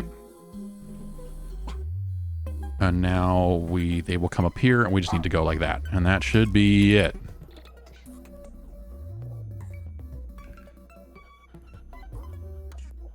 Yeah, they'll come through there. They'll do that. They'll hit that. They'll all climb up. Boom.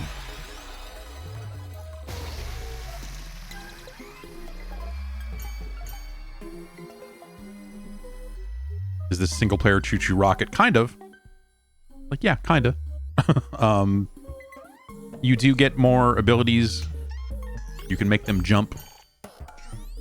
For example.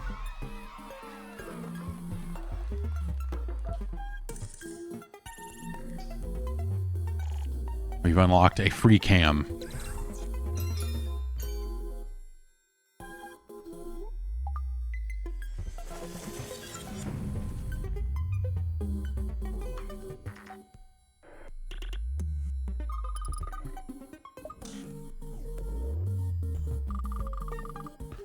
Jump will make the power leap into the people leap in the air.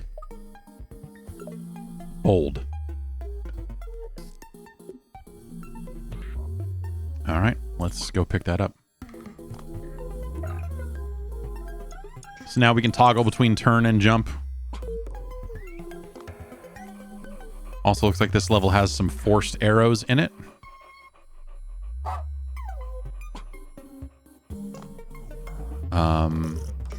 Okay, let's do that. Then we'll put the jump here. We'll put the jump here so they jump up and get the gold guy. And then we'll put a jump there. And now over here we need to get these guys going too. So we'll put the jump right there. And they will walk under that, and then they will jump there and fill up that square. And you kind of, as the dog, you kind of like work your way through these crowds and kind of knock people around, which is pretty fun.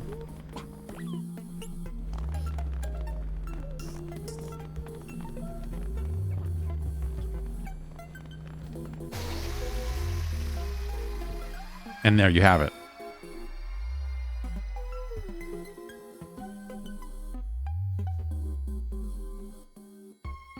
Ah.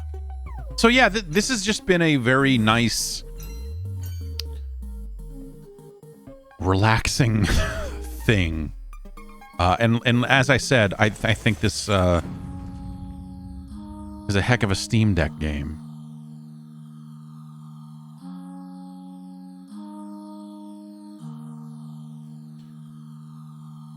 Okay.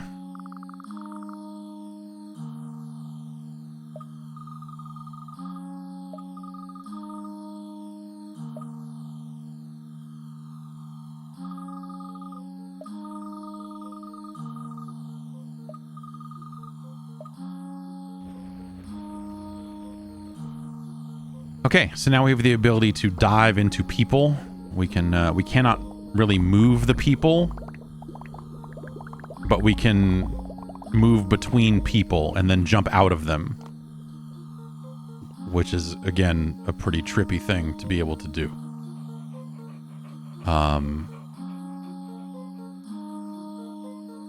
Okay, so what we're going to do here is we're going to go turn, jump. They'll jump into this, water cube. They will swim over. They will hit this switch. And something will happen. Oh, wait. Okay. No, we got to work our way. We got to leap into the people here. And okay, we just need to place the jump here. All right. No. Oh, right. That was the button getting hit. Oh, so the button activated the jump on these other guys. I see. Right. I need to put this jump here or else they're not going to get the guy. And I need to go over here and put this jump. You know, no, that's well, whatever.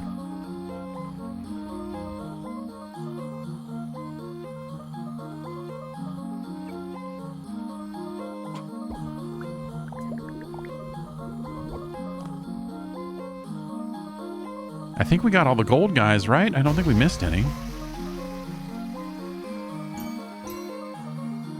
Is the VR mode worth caring about? Is the question in the chat. I don't know. I've heard good things. People have said that it really, you know, the perspective you get on the puzzles is really neat and that it's really cool to play that way.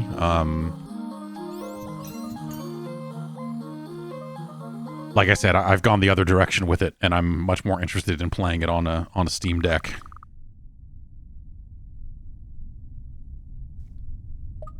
I could play the PlayStation VR 2 version of it.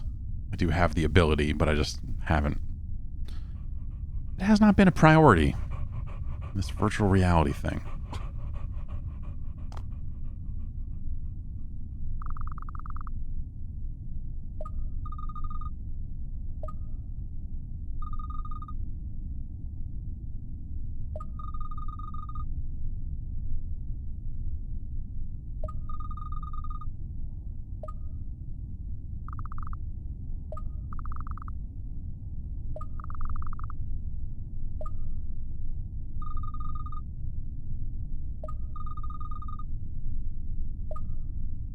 Time to kill all these people.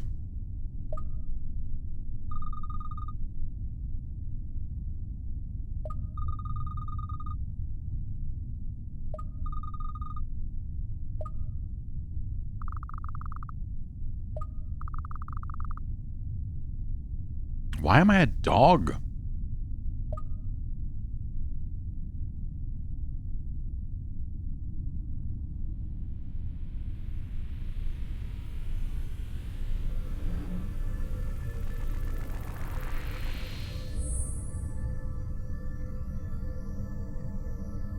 All of the important questions.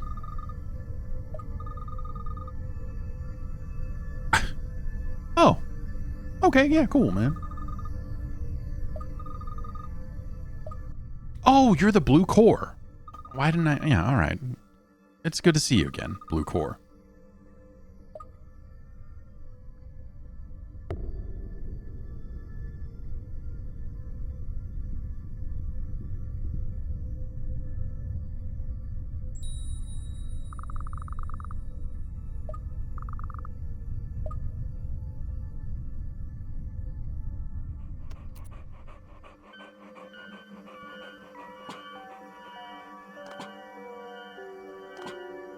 I'm gonna get you, blue core. You'll see. You'll all see.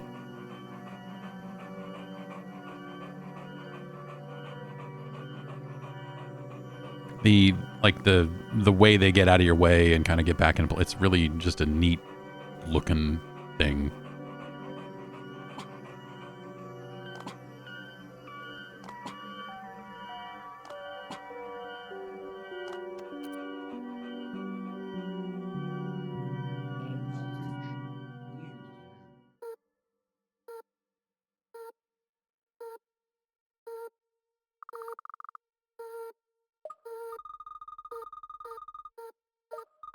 New powers and understanding.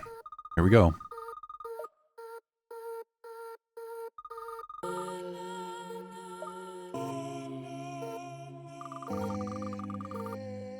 Right, so now we have jump and we have high jump.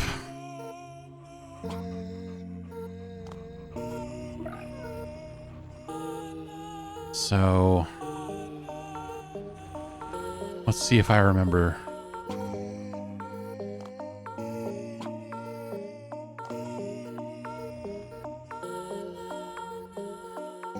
So there's a button up here.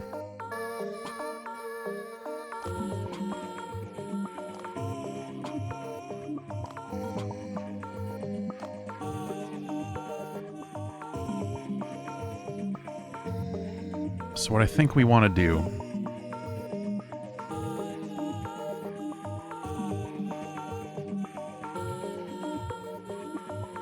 first, let's get this button pushed. So it's kind of the thing is it doesn't necessarily have to be a complete chain of everyone is saved and like that's not necessarily the problem you need to solve. It is, you know, hey, I'm gonna put these people in a position where they're gonna push this button for me, and then I'm gonna let them die for a while they're pushing that button. So we'll put high jump here so they get across the gap, you see. Now we'll put high jump again right here so that they jump up there. Then we'll put high jump there. That's too much. It's too much jump. We need regular jump so that they push this button and move and make that disappear. And now we'll let them walk to their death for a while,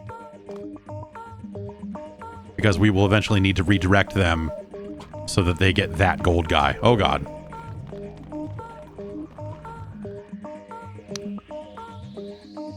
So what we want to do here is high jump,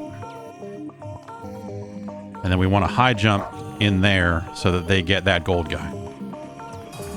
And then we want to make sure that they high jump over here.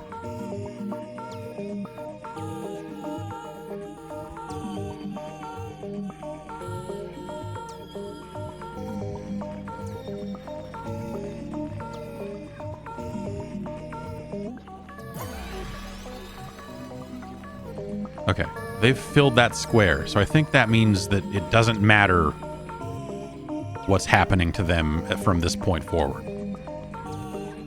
Because now we're going to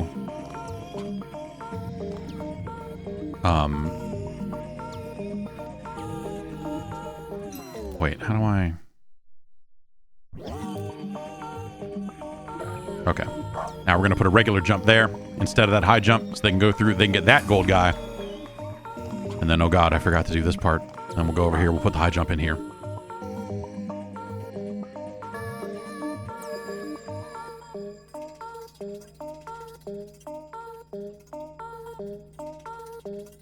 Now, will I still... Okay, so they're hitting that wall, but they're still walking, and they're still technically making it through. It's a very silly way to do it, but...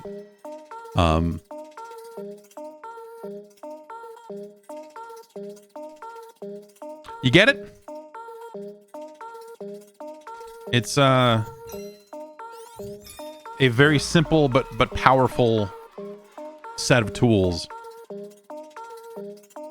And now we've unlocked this, which is very handy in those sorts of situations where you're like, oh, this gold guy walked off the edge and I need to reset, but I don't want to have to plop all those commands down again.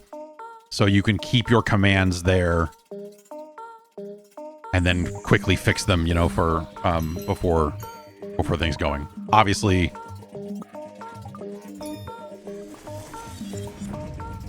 it only gets more complicated from here. So, okay.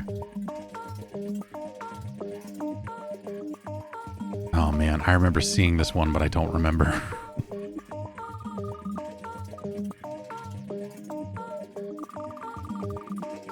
All right, long jump.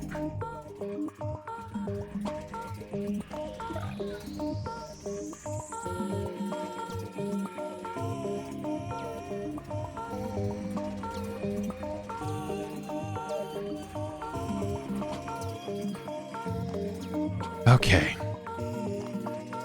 So presumably these buttons are going to make platforms appear. Oh, and I don't have jump or high jump here. I just have long jump.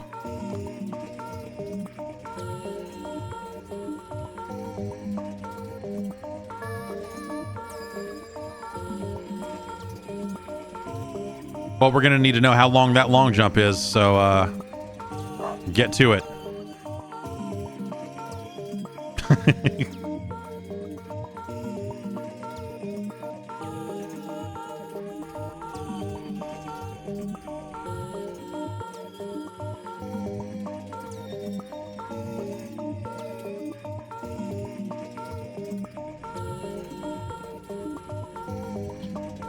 So that's, what is that? 1, 2, 3, and then they land on the 4th. 1, 2, 3, and then they land on the 4th. So do I need to do this?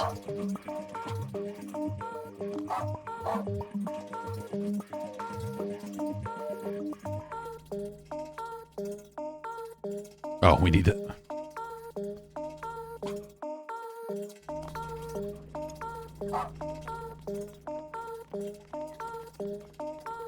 Oh, right. We go long and we loop back around the other way.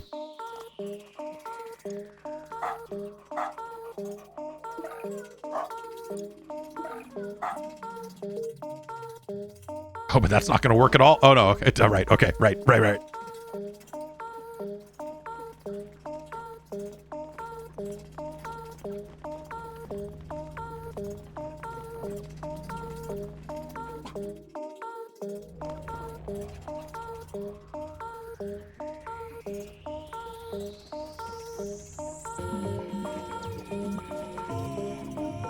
What do I think of the music? I really like it. I think like for a, you know, a puzzle game soundtrack and like all, I think it's very effective.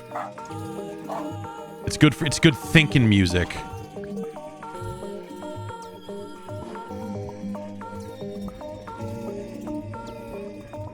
Oh right, I gotta keep these guys moving that way, huh? Let's go over here. We'll jump out again, and we'll put a turn and a long jump.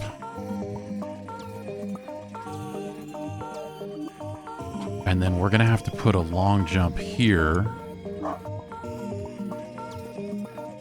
No, that's gonna stop the flow.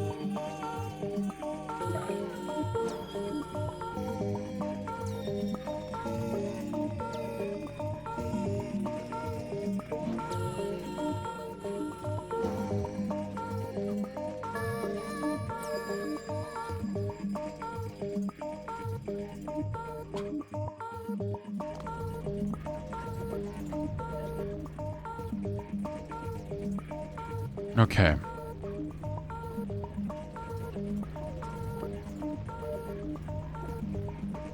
So we need to get guys to climb up here, long jump across this gap. Oh god.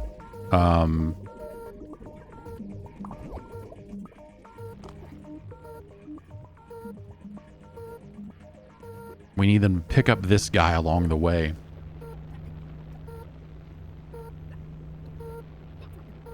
But I won't have much time. Like, if I redirect the full mass of people, I'm not going to have much time before those buttons are no longer being pushed.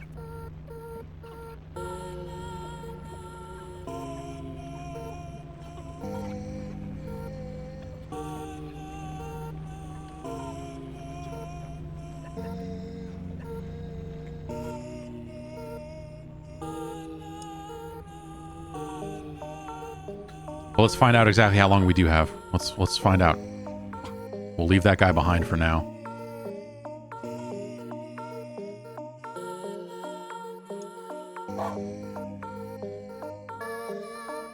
It's not gonna be enough to fill the square. Oh, and that they jump over the guy.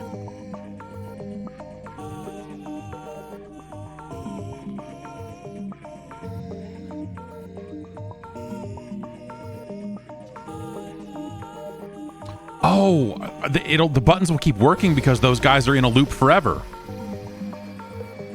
Right, those guys stay on the platform because they're constantly looping. Okay.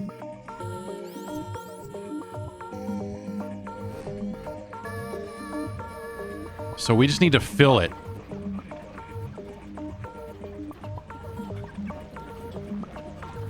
And then we can figure out what we want to do with these guys. So we don't put the... So we don't put the long jump there on that first one, and that will let them fall. They'll fall off that platform. No, because then the jump, they won't get it on the jump.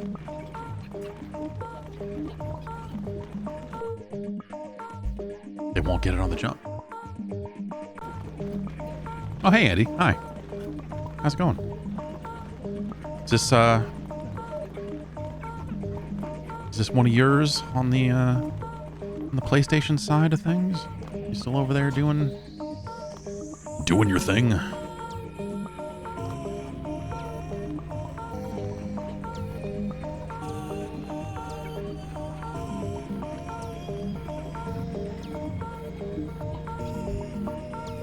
Okay.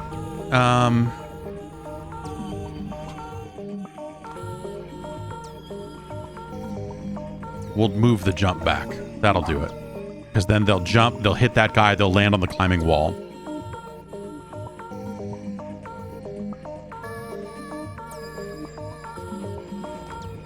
And then we can just redirect these guys to pick this one. Not still at Sony? Okay, all right. Oh. Sorry, I haven't been keeping up.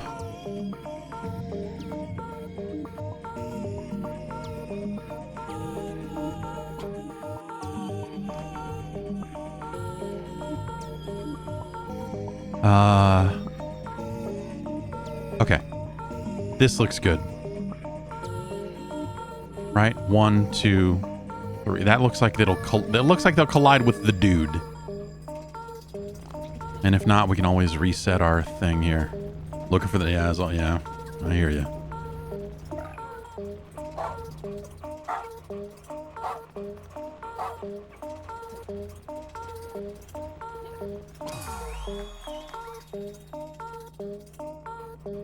Okay, so this needs to be one further back even still. Ah, you got it. Okay.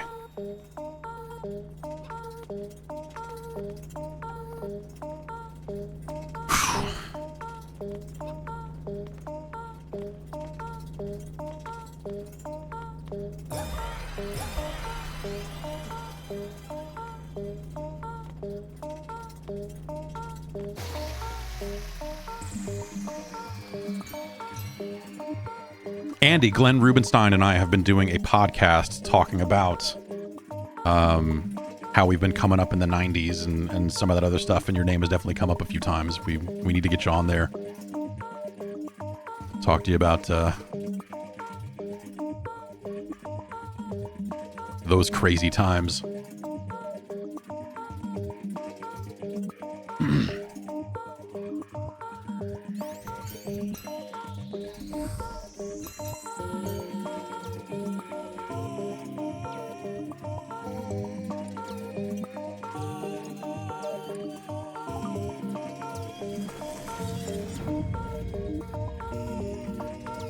We had Dan Amrick on a month or so ago. Just crazy to think about what things were like then compared to now. Some ways better, some ways worse.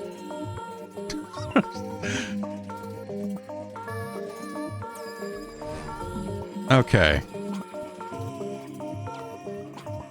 What are we looking at here? We got that guy hovering. Okay, presumably this button is going to turn on that switch.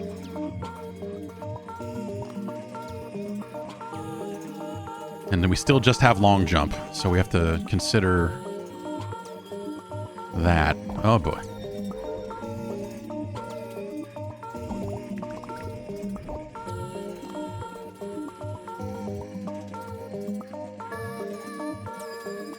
I need that free cam. I need to...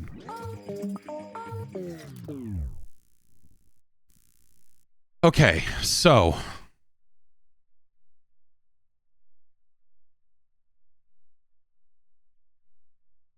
we can climb up here. We need that button to be pressed so that that platform is there. Then they climb up here. They get that. They long jump over here. They long jump over here, but this button also needs to be pressed, which presumably brings down this wall and, well, no, actually, maybe this one will bring down the wall. This will break the walls down, as they say. The Activision, yeah, the modern, yes. This industry has made a fortune spelling my name incorrectly.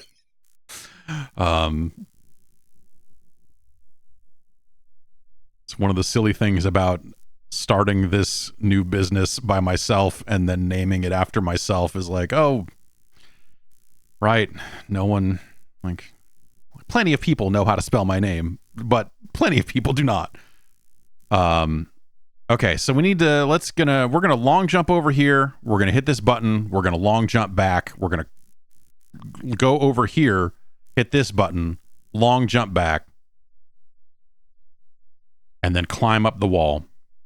Hit this button, jump over here, climb up here, get that, jump, get that dude, come over here, fall down, get this dude, climb back up, win. Easy.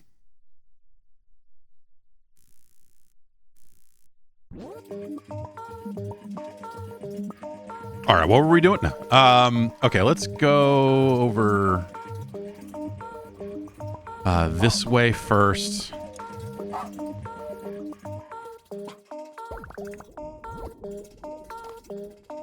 We'll push this button. We'll come back around this way.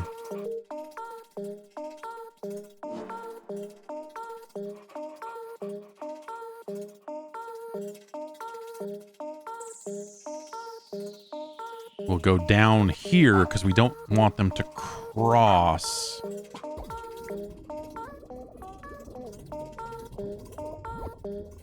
We'll put our next long jump in there.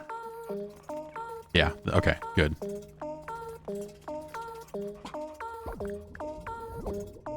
We'll go up that away. Boom, boom. Oh.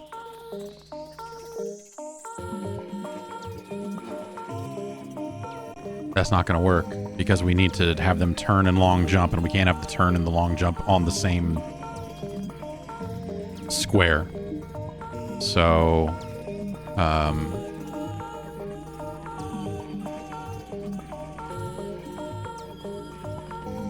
easy enough. Okay, get rid of that. Go here instead. Go that way, then down. Then over, no, then, yeah, then jump. Don't let those guys jump to their death. Good luck. Wait, we've created a catastrophe. Okay. Okay.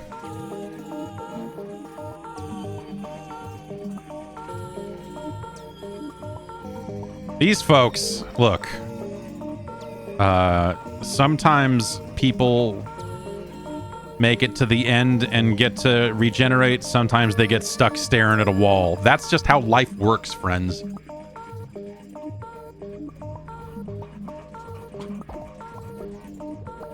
All right, and now we go up this way.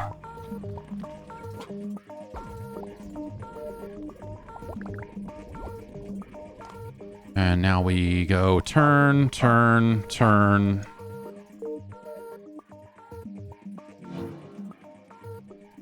Jump.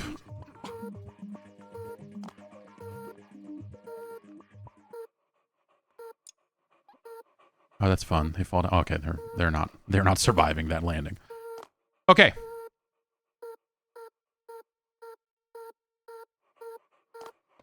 Now we just do our turn. They will climb. We go turn, turn, turn, jump.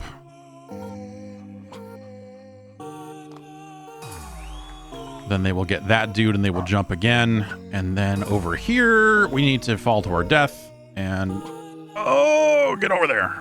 Okay, now we need to turn. And then take this loop around, get this guy. And then do that.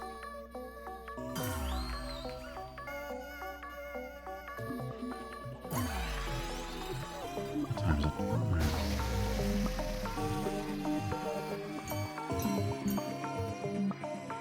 Okay.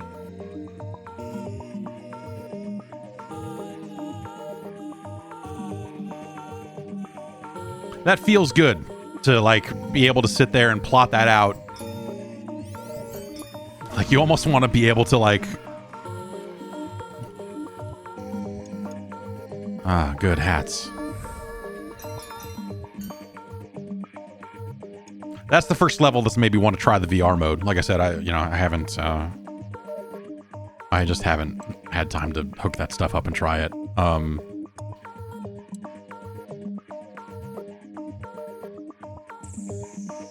Because there's like almost a certain, well, I don't know. I guess like, hey, you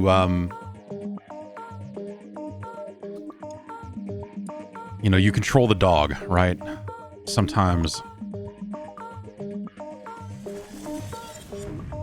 I wonder, well, it would be probably a little less interesting if you could just stop and just like with your hand go bop, bop, bop, bop, or a touch screen or a mouse or whatever, just plot down the 8 things you need to do. Like at that time I spent before we actually played that level of going, okay, we're going to do this, and this. Like if I could have just been plotting those down there, that would have been faster, but also not as cool. If that makes sense. Like the dog as your cursor, I think is a cool idea, I guess is what I'm saying here.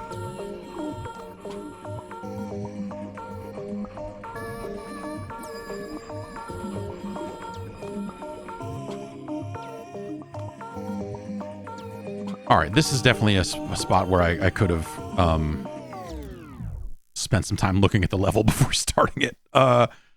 Okay. We got our 3 dudes here.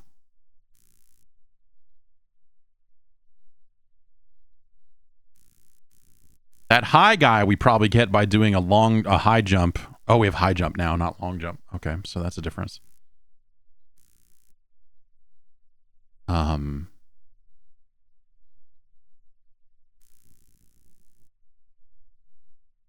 Well, whatever. We need to hit our buttons. So we'll come over, we'll hit our buttons. That will probably teach us exactly how this high jump works with water. Oh, are we going to need to hit both of these buttons to get this platform here? Or will that...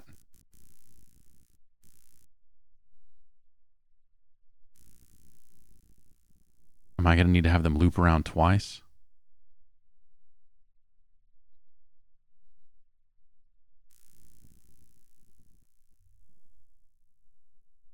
Wants to keep the track of the buttons pressed, and then wants to climb up this wall and actually get into our kind of final... I'm going to operate under that assumption.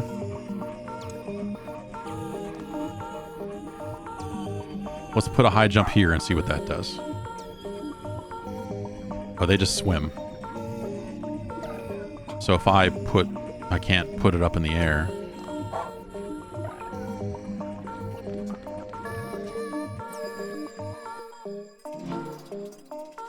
That did not.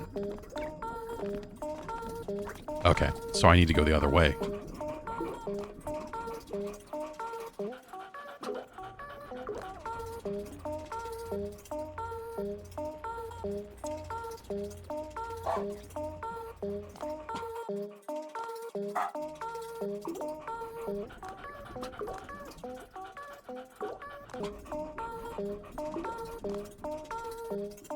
Presumably this button will fill in that.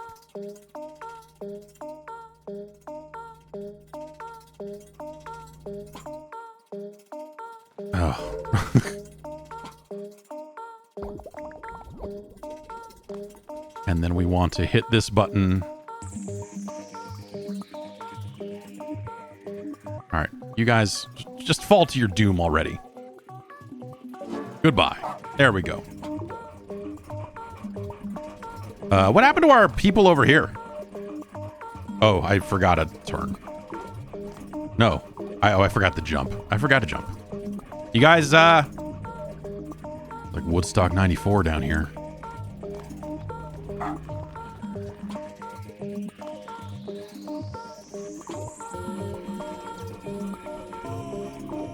Oh, fucking shit. Okay, I'm gonna need to have them walk through here, too. Or does that make them... They'll swim across, right? Okay, so here's what we're gonna do. You're gonna go boom. You're gonna get this guy, then you're gonna come back around this way. I probably shouldn't do this yet because these guys are gonna. I'm gonna screw this up, and these guys are gonna all die.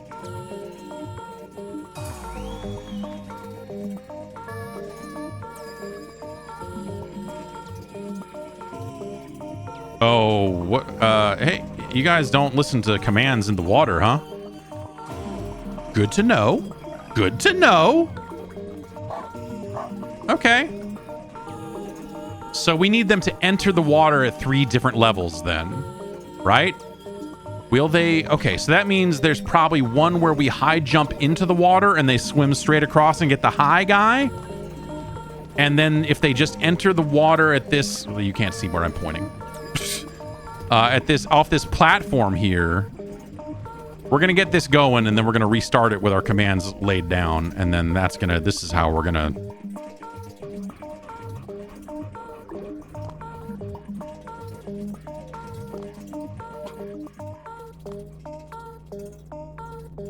Oh, you need to jump.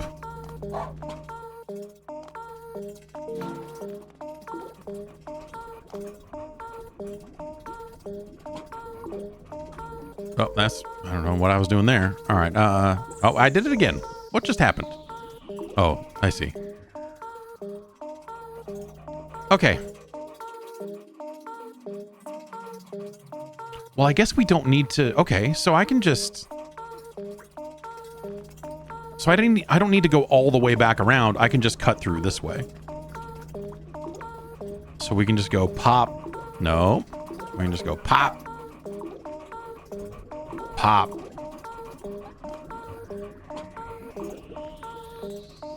Then that. And then that.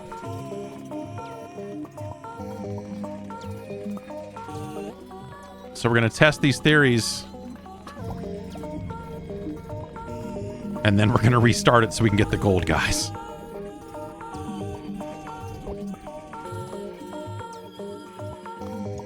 So if they high jump into this, will they...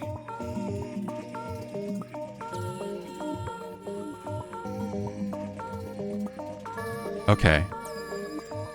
So now they'll get that guy. Now if I take this away, will they swim straight across?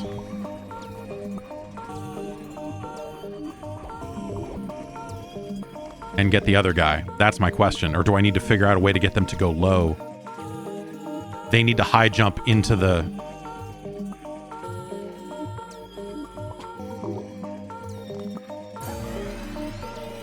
Got it. Okay. Easy. Wait, no. Wait, no.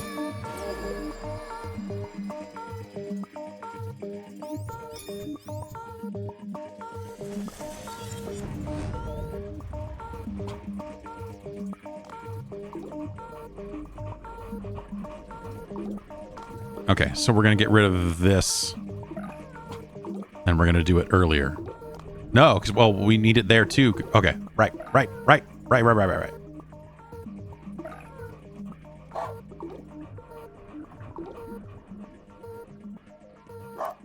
Nope. Okay, you guys need to jump. You guys need to turn right here. You need to jump here. You need to get that guy. You need to fall out. And then you need to be turned that way.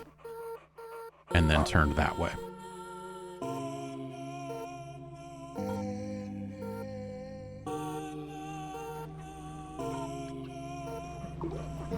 Oh, and I guess the other guy's already... No, he's up there. Okay, so we need our high jump there.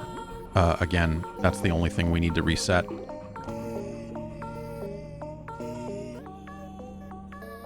Okay, you guys do that. You push that button. Everything. This is going great. We're having a great time here.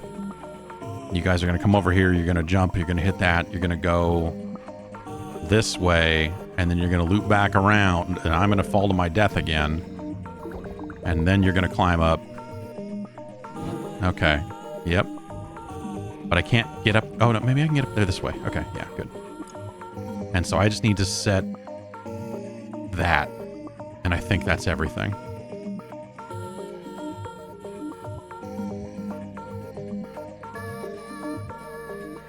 I think that's everything. Because they'll climb up, they'll loop back around. Here come our first gold dudes. And they're climbing up. It's going great. Everyone's having an awesome time. The circle of life and so on. Get that dude.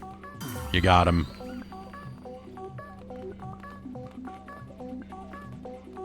There. Yeah, this is just an evolved form of gold rock from Fighting Masters.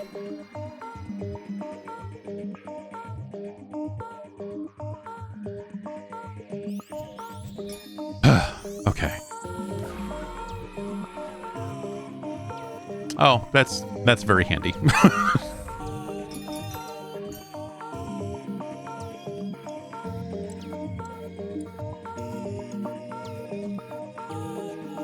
Why don't we take a look at the user-created levels a little bit here before I gotta get going.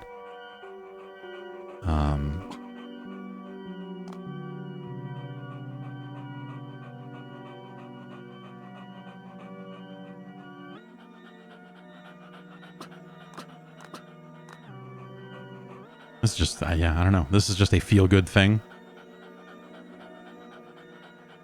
I think this whole game feels good. This is nice. You know, I think there are going to be obviously some people that are not into just the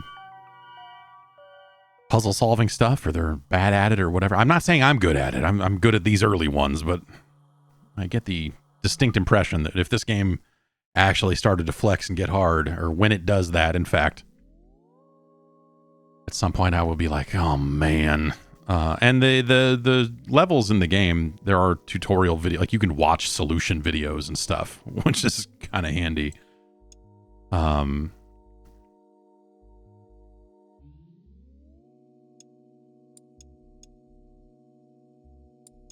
Okay, so we're starting to see some real levels in here, but I think, yeah, the Humanity team and the best of beta accounts are like, there were, you know, whoever was playing the game in the last build, I guess, when those levels maybe got ported over, or some of those, the best of those levels, perhaps.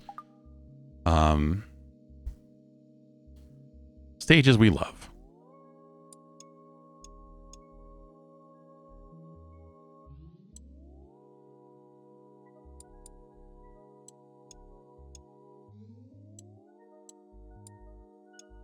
Big Splat Mountain sounds fun.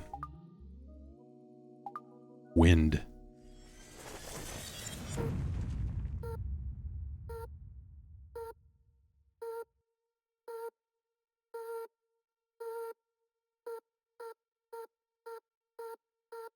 I have not interacted much with balls in my day.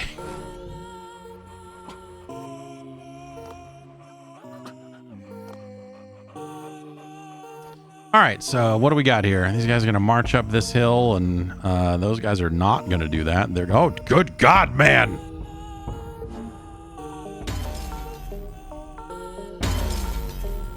I see.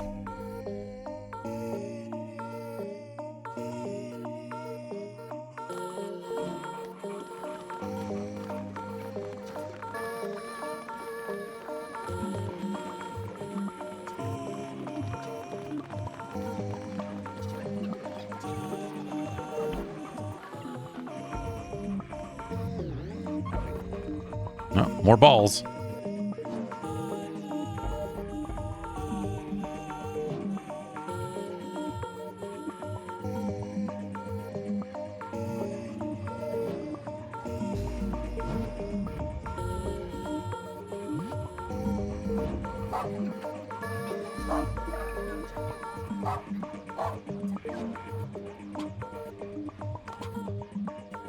Got some wind here. It's going to make them go faster.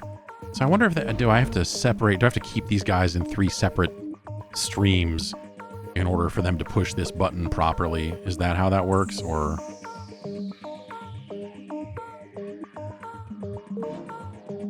No. Okay. It'll still push. Right? Oh yeah, it'll still push.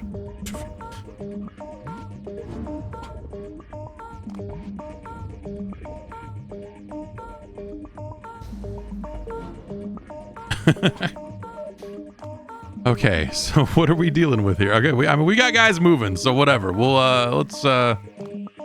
let's lay down some more of this, get them to push that button, and then this is probably going to turn on this fan and kill them, I'm assuming. So maybe we want to miss some of these buttons, actually. But I kind of want to see what happens.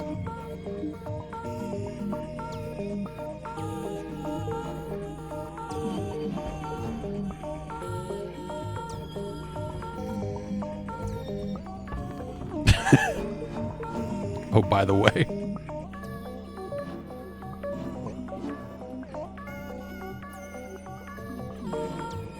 Someone just really wanted to make a level where you get to kill a lot of guys, huh? Fair enough.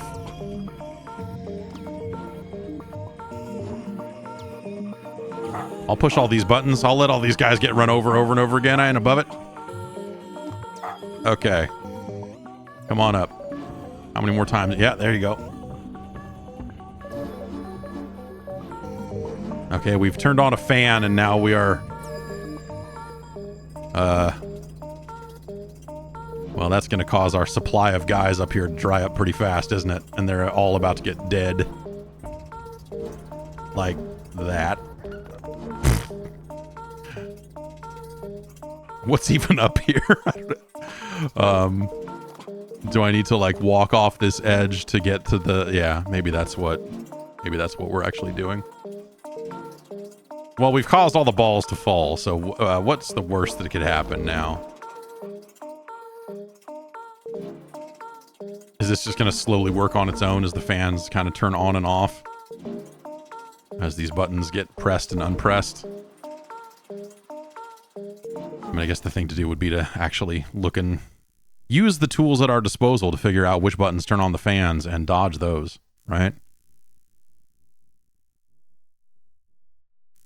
Okay, so it's that one and it's that one.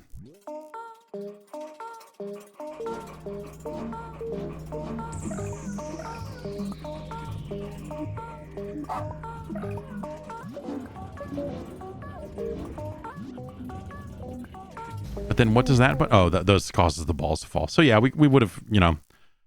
You could have missed all these buttons, but that's... I mean, honestly, this level seems to be built for you to watch a lot of people get run over. But in order to finish the level, we are going to want to probably just handle this differently. That'll work. Sloppy, but it'll work. Okay, so as these people are getting up here, what are they actually doing? That's my next goal. Oh, right, they're walking off the edge to their death. Right. Okay, but they pushed that block off, so that's good. Now walk into the light. Go into the light. The light is good. No? No? Is that not going to work?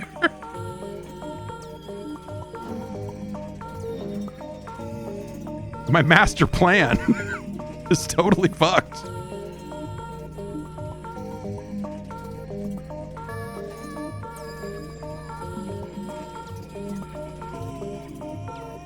That they would maybe fall at an angle and that would somehow count.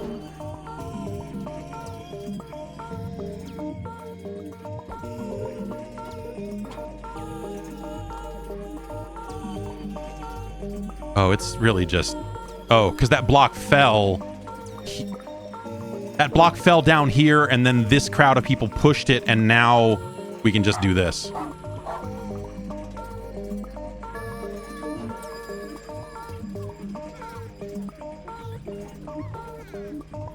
Because that block fell, now we're able to just walk across this gap. And hooray, we win.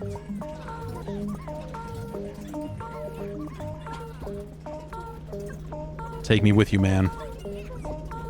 Oh. Dog is stuck here forever. Sorry, dog.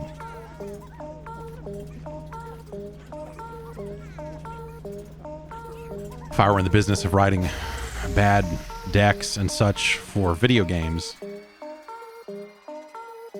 you could write a thing here such as, "You're the dog now, man." That play? I feel like that's a Eurogamer quality. I feel like they're the last ones in the business still writing decks, strap lines, whatever you want to call them. That away.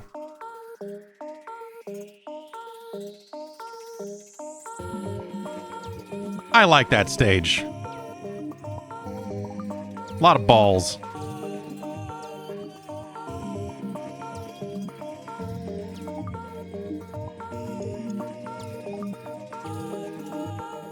And it's cool because, you know, the user-created stuff, it will keep serving you levels over and over again. If you just go play next level, it'll drop you into another one. And ideally, you know, players rate levels, and they've got kind of a good process for surfacing that stuff. And, well, sometimes everything breaks, and you just never know how it's going to go. That's video games. Said beta.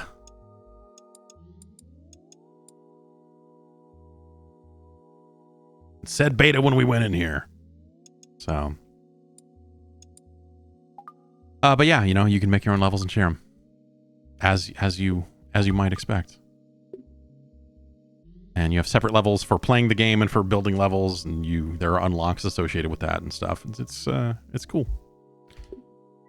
That's humanity.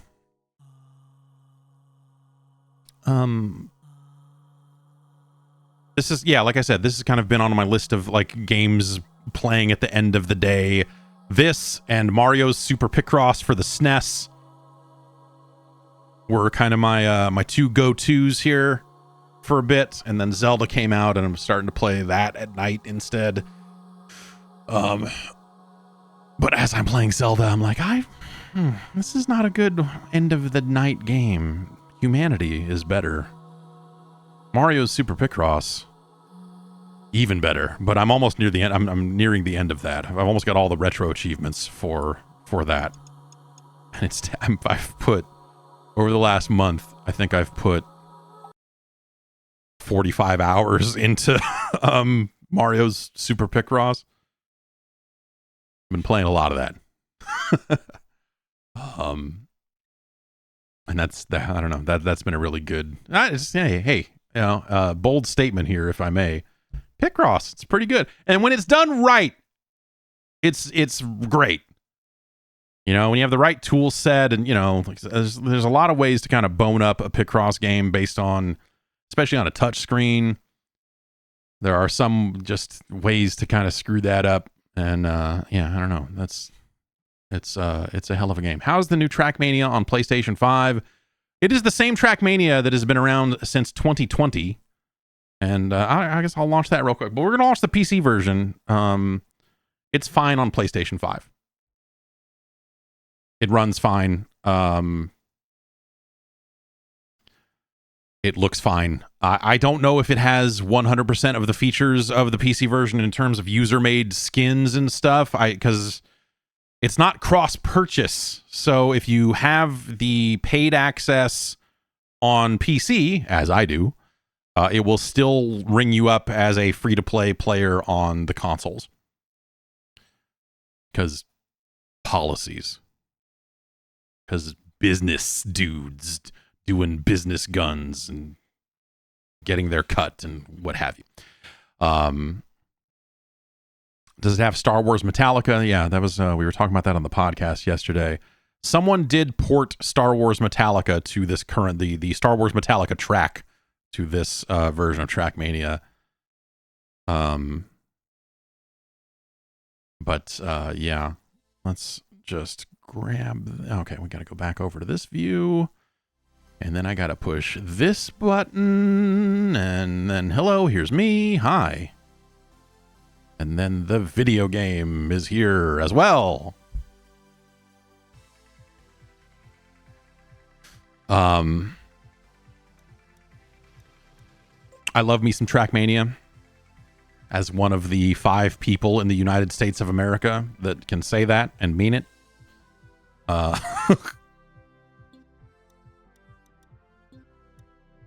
but yeah, so it's got it's single player campaign and stuff. And then I played a handful of races on PlayStation 5 and saw graphically and all that stuff. Like you look at it like, yeah, no, this is exactly what you think it is. But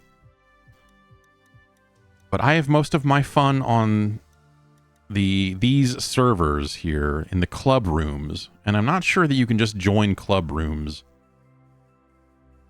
on console without paying for,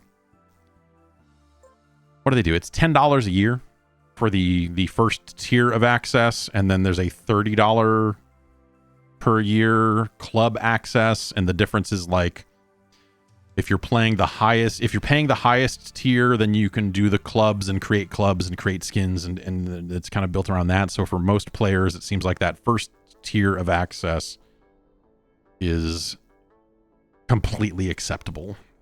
And they're adding new tracks to it once a quarter. Like their seasons are basically 3 months long. And so they've been adding a lot to it. The game came out like 2020. They've added quite a bit to it. And so, I know people are very reticent when it comes to subscribing to video games. But I will say, especially considering how Trackmania has been done in the past. Why is there a tutorial? What am I looking at here? What is this track?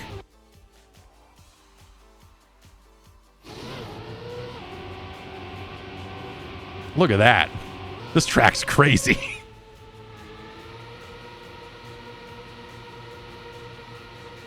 Okay. Like, this is all user-created stuff.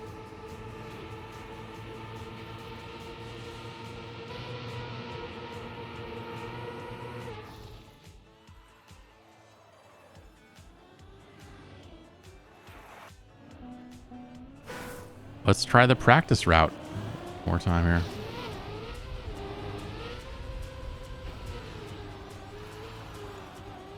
That doesn't feel like I did it right. That doesn't feel like I did it right at all. But yeah, that's all stuff that oh geez, we gotta come off this hump at a different direction to kind of launch off it a little bit, like so that we go that away, and then we'll go this away. Oh boy, we missed that. Like, look at that. There's a crazy skeleton, and there's a lot of crazy stuff in this level for how most user-created Trackmania tracks look. This one is elaborate.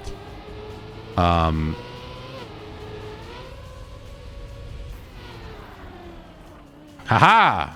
Maybe that's the thing I need to do.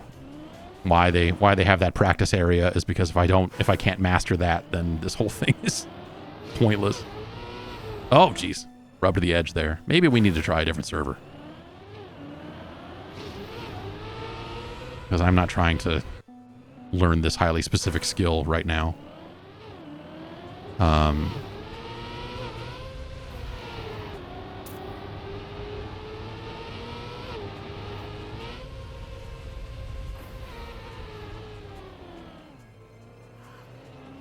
Well, we did it, but it was not pretty.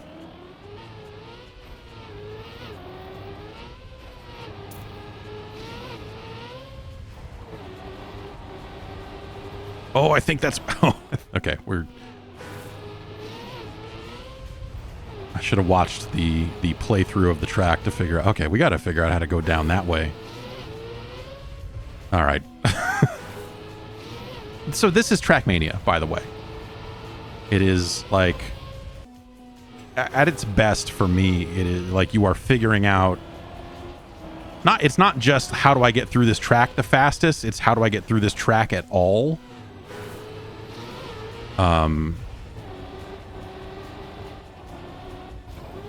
That person seemed to be going straight off of the pipe. Do I need to do that? Oh boy. Maybe I'm not supposed to fall off at all. Yeah. Okay. Okay, that was a turn. We blew that. Oh, and okay, we need to double tap Y, and then we'll start from a stop there. And then we'll come around and, hey, we finished it. It only took us a minute and a half. We're supposed to be trying to do this in about 40 seconds, but sometimes finishing it all is its own reward.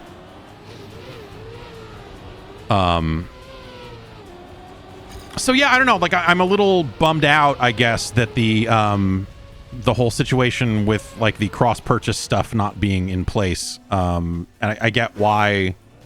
I get why that's not there. That's just how this stuff works, unfortunately. This is a lot of players, also. Especially for like this time of day. I don't know, what time is it in France? Is it prime Trackmania hours in France? Well, I guess we can see all the flags on all these players and know where they're from. It's 10 p.m. in France. Yeah. It's when the sickos come out for Trackmania.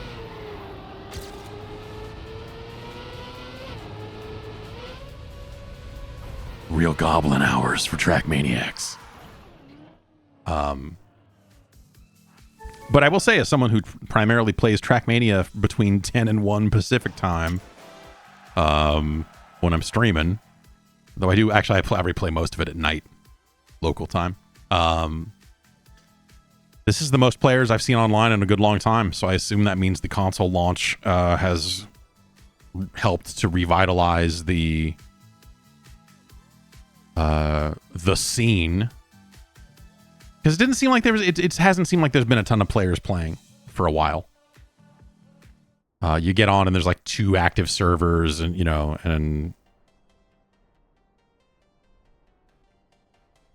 and you just don't really see a lot of people on.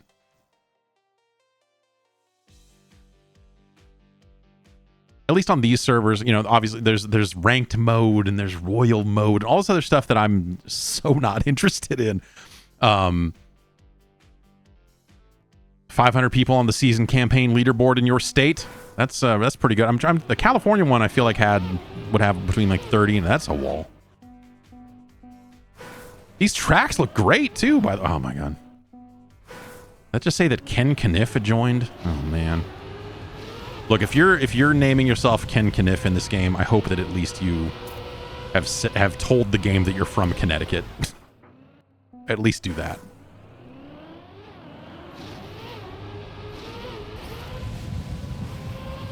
Good God! This is not the way. Hang on. Help!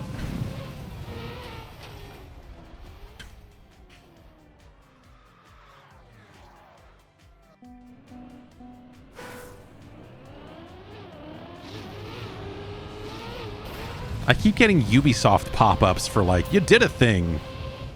And I'm like, oh my god.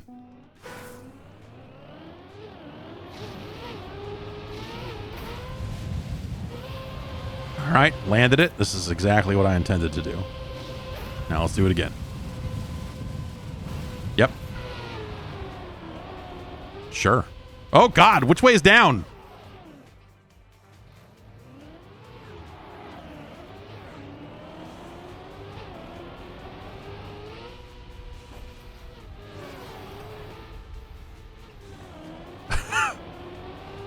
Wow. Okay.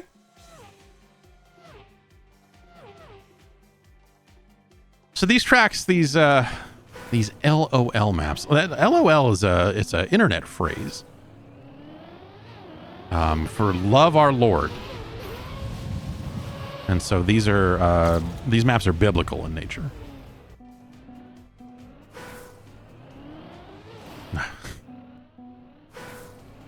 But I like these short maps that are like about like 1 goofy trick or 2 goofy tricks. I think that's kind of fun. This has not gone my way.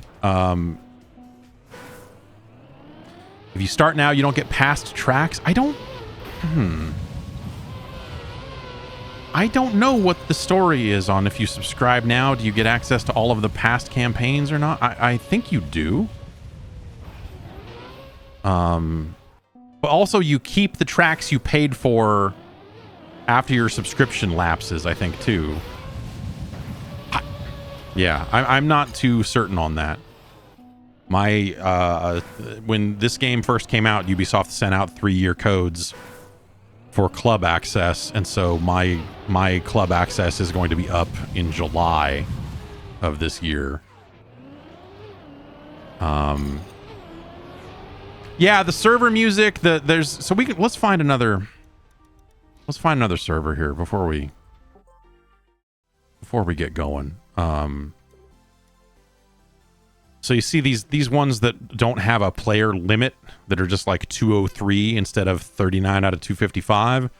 This is running on Ubisoft's infrastructure, and these maps are being run on private servers. With private servers, you have the ability to install a lot of your own custom frameworks and HUDs and things that keep track of local records. And so that is where the HUD gets weird, is on these servers, as you'll see.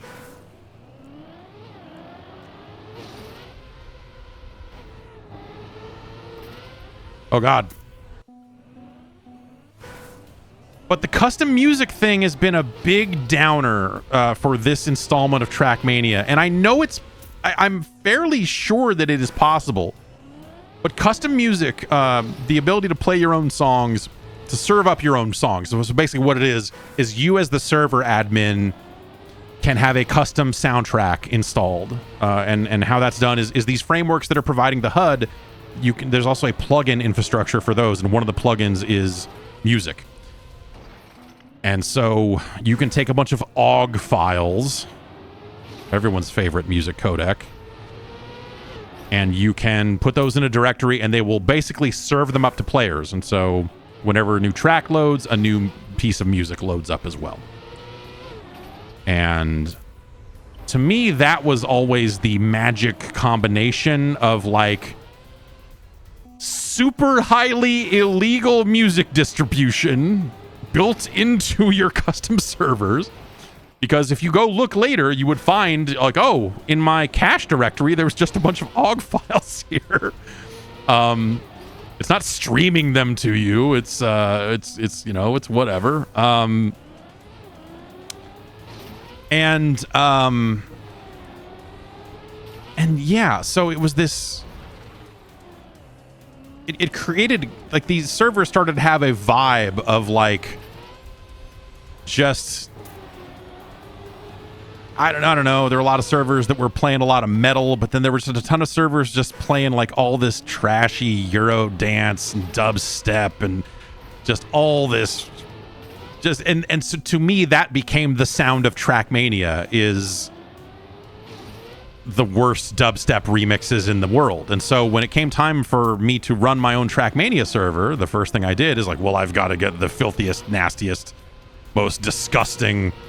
Yes, it's Always Sunny in Philadelphia dubstep remixes that we could find. That's a dragon.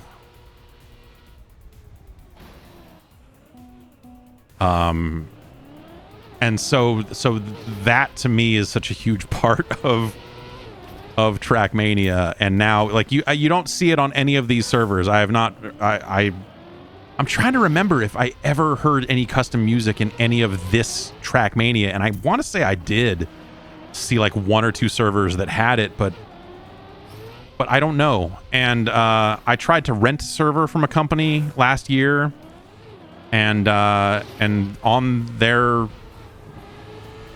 page for it, it was a lot of stuff that felt like it was written for the previous Trackmania and not this one. And so it was never clear if the music plugin stuff even worked, but they said it did. And so I was trying to get things set up, and they never responded to any of my support requests. And so I had to try to reverse the charge with my credit card company. It was a whole annoying thing where I had paid in euros for. I need to not go this way because the arrows were over there, right? I'm supposed to be going. Nope, never mind. Well, I don't know. We never found our way out of that one. But, yeah, the server I was running for the previous Trackmania back in 2010 or 2011 or whatever it was, that had all kinds of custom music. But I don't know for this current Trackmania. I'm not 100% sure. Yeah, did I just need to hit the dragon? Oh well. I still have all those OGs. Maybe I'll just upload them to the Patreon. Just be like, here you go.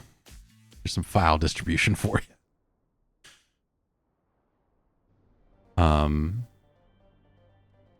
Yeah, Karsh was running a server. Red Coin was running a server for a good long time.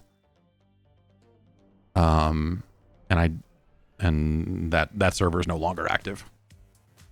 As a paying member of Trackmania, I have the ability, I believe, to turn off the advertising. But I don't, because I think it's really funny when there's just a hot dog.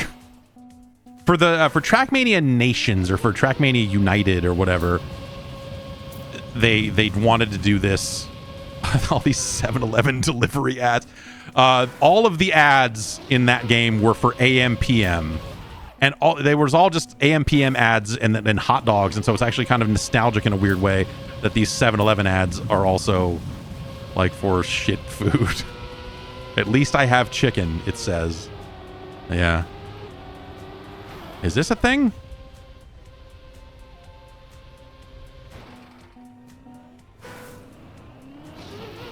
What am I supposed to be doing here? More than a gas station. It's a gas station.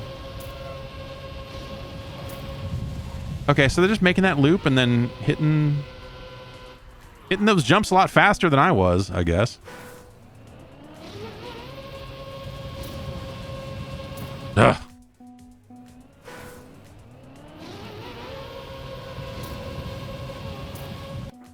In some ways, this game feels like the last bastion of in-game advertising. I know that's not true. Street Fighter V obviously had its like fucking Red Bull costumes or whatever. How are people hitting those jumps at such a high speed? I am not doing that. I am bad at this. I am not getting this done at all. Oh boy.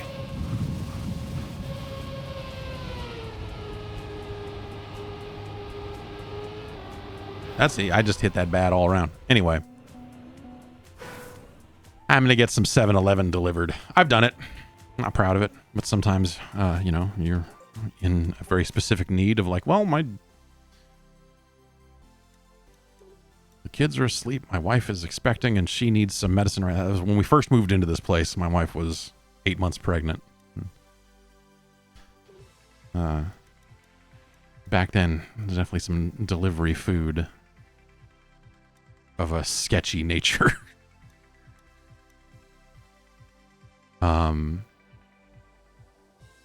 But yeah, I don't know. I love this game. This is another one that I'm happy that this runs as well as it does on Steam Deck. But at the same time, I mostly play it here on a proper desktop. And it's cool that it's on console now. So if you want to play it on console, that seems like a totally valid way to play it. But again, since the purchases don't transfer and I have my access here on PC, it's pretty likely that I'm going to keep playing here. Oh boy. Oh, look at that. There's someone made a playlist of some of the... I'll put this in the Twitch chat as well. Cosmic Fly put it on the Discord. But that's the old... that seems like that's at least some of the old Trackmania music playlist from back in the day.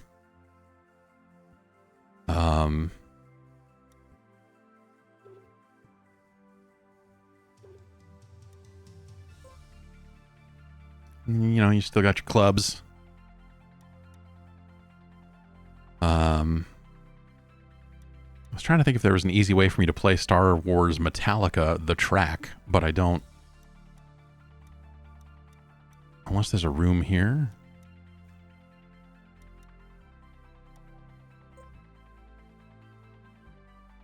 Yeah, here it is right here.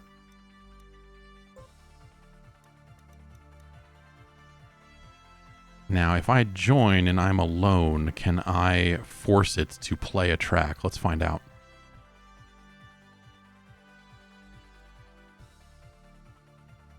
What about DMCA? Fuck the cops. This is dubstep.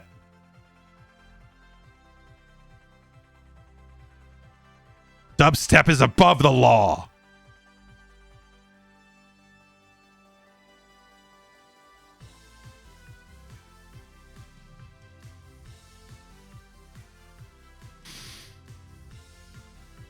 And this will, yeah, I think this will take a, oh, that's a, no, is this meant to be? Okay, yeah. I wasn't sure if this was going to work at all, but. Okay, do I have any kind of, oh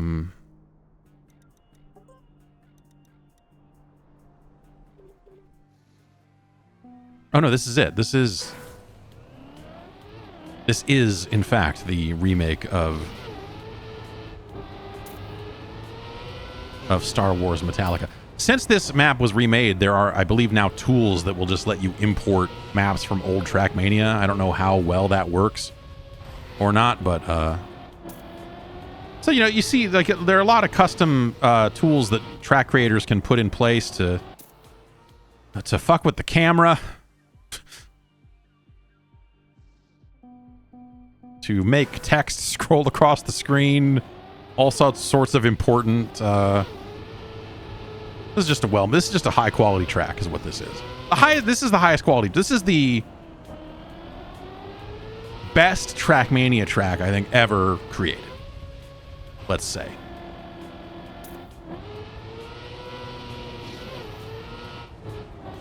All right, that's a hard turn. Yeah, we've got to get to the Obi-Wan action cam.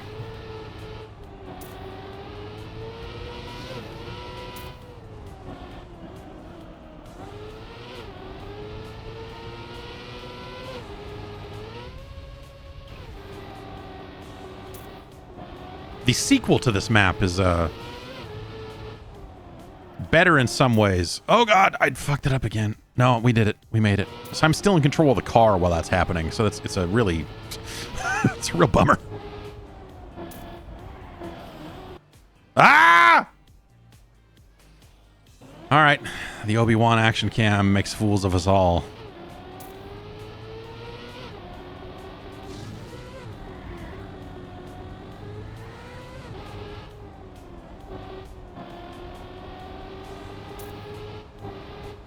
This is officially licensed, I'm pretty sure. This is a... All right. We finished.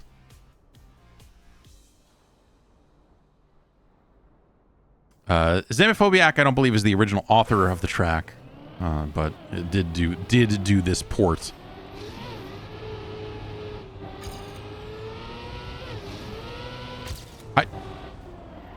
Karsh made this track originally, right? I'm pretty sure.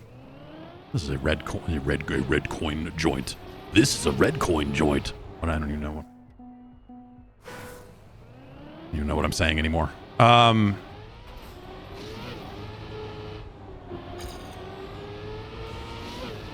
It was really fun. So, you know, like we were running that server at a time when there were not a ton of people playing Trackmania anymore.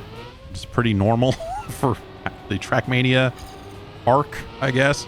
And so, you know, when we would run a stream or anything like that, it was pretty easy to have the most populated Trackmania server on the planet. And so people would join not knowing what they were in for, and then they would get this track and they'd be like, this is what is this garbage? Like every track on the server would make them angry in a different way, because the people that take Trackmania seriously, not to say that I don't take Trackmania seriously, but the people that take it seriously in that way were like, why, all these tracks on this server are awful. Why don't you have more full speed tracks? Why don't you have more of this? Why do you have this track next to this track? Like, just they could not wrap their mind around any part of it. And it was great. It was great being able to do that to those people. There's not enough time left for me to get a finish in, unless I drive faster than I've ever driven in my life.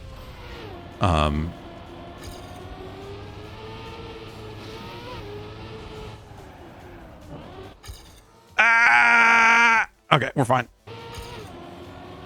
We're a half second behind our best time, but... Ugh.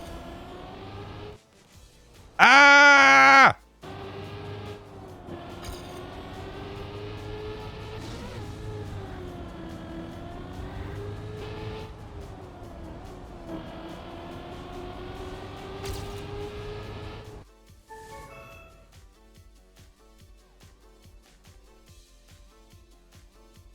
Were they also upset by Cher playing on the server? Yeah, the music sometimes was not well regarded either, which I don't understand. I don't know what's wrong with people. It's like they hate fun.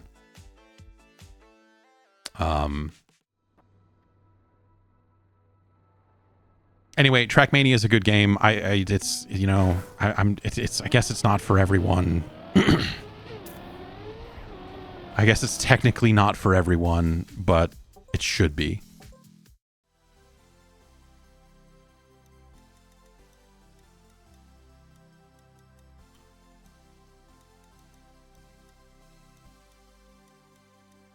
Trying to see if the...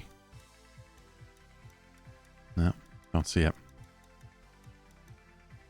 Anyway.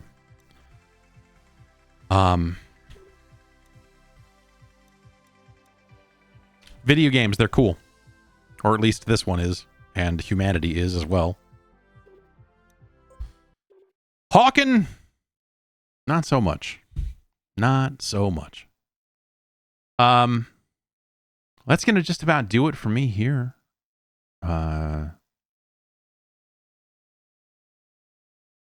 Thanks everybody for hanging out. Yeah, yeah, they are pretty cool. You were saying last night they're pretty cool. What were you playing? Were you playing Mr. Dew's Castle when you said that? Because that's a pretty cool game. You got a mallet. You can hit dudes, sort of, for a while until they get too smart for you. Because Mr. Dew's Castle is the first game with artificial intelligence. It's got AI. And they're smart. Too smart for you. You have to adapt.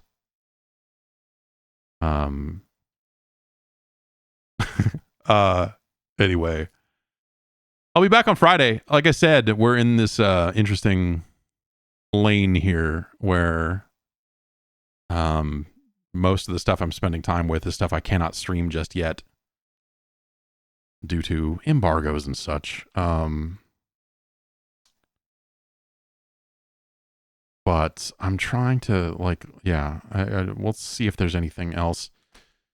I installed Caliber, which is 1C made it, and it's like a free-to-play third-person shooter that I saw someone on the Discord was like, hey, are any SOCOM fans playing Caliber? And that was enough for me to go like, well, I should probably take a look at that. I played through the prologue mission this morning, and we did not stream it here today, but maybe we'll take a look at it on Friday just to kind of see what the competitive multiplayer is like and see if that's any good. It isn't. That's my early take on that is I don't know about that. Where's SOCOM at? There's no reason. Look, there's no reason for Sony to bring SOCOM back. Watch, then like next week they'll be like, SOCOM is back, but like, that's not gonna. Except for in a world where Activision is owned by Microsoft and, whatever else, maybe they would be more incentivized to make their own competitive shooters again.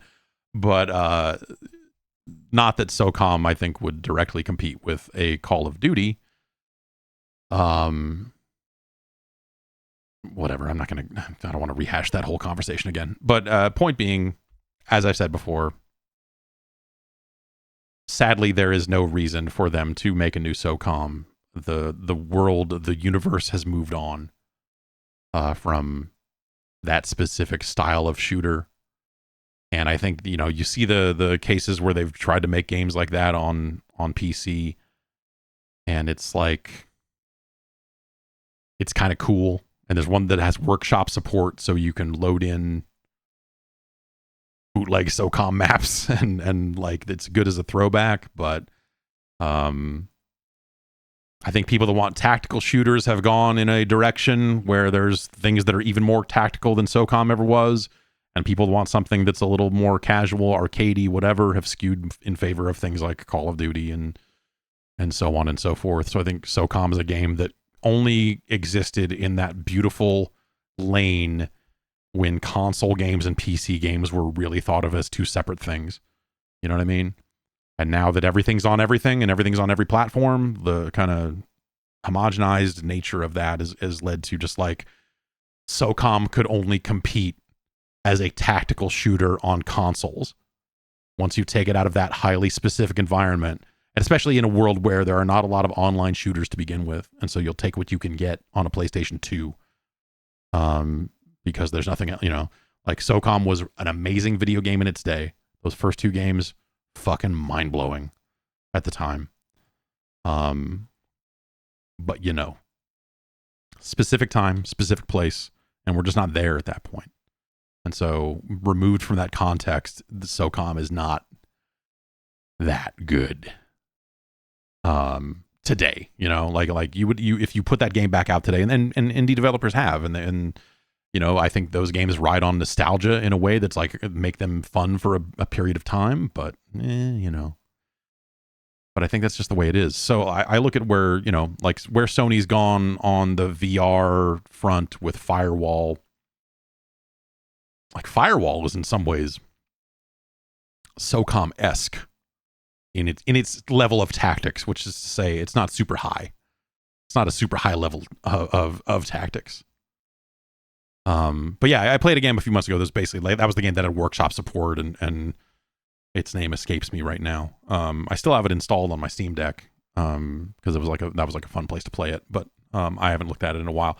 I don't know if they've had a ton of updates, and like people seem to really, or at least some people seem to really not like the developers of that game. I don't know what it is. They're like, I got banned off the Discord and did this and that because I just went in there and said that their game was a bootleg H-hour or whatever. I don't even know it's just weird drama. I don't know. SOCOM nostalgia drama is not something I thought we would ever get back to in gaming, but here we are. Okay, that's going to do it for me here. Thanks everybody for hanging out. And I'll see you in a few days. And yeah, we'll play something. I don't know. We'll maybe we'll check out Omega Strikers. Bryn mentioned that just a second ago, and I've been meaning to take a look at that. Cooksurf Forever is out. I kind of want to look at that. I hear it's very different from the other games, which sounds appealing to me. And then Sunshine Shuffle is not out until exactly a week from today. So unfortunately, we cannot teach children how to gamble on a stream just yet. But all right, that's it for me for real. See ya Friday. Bye.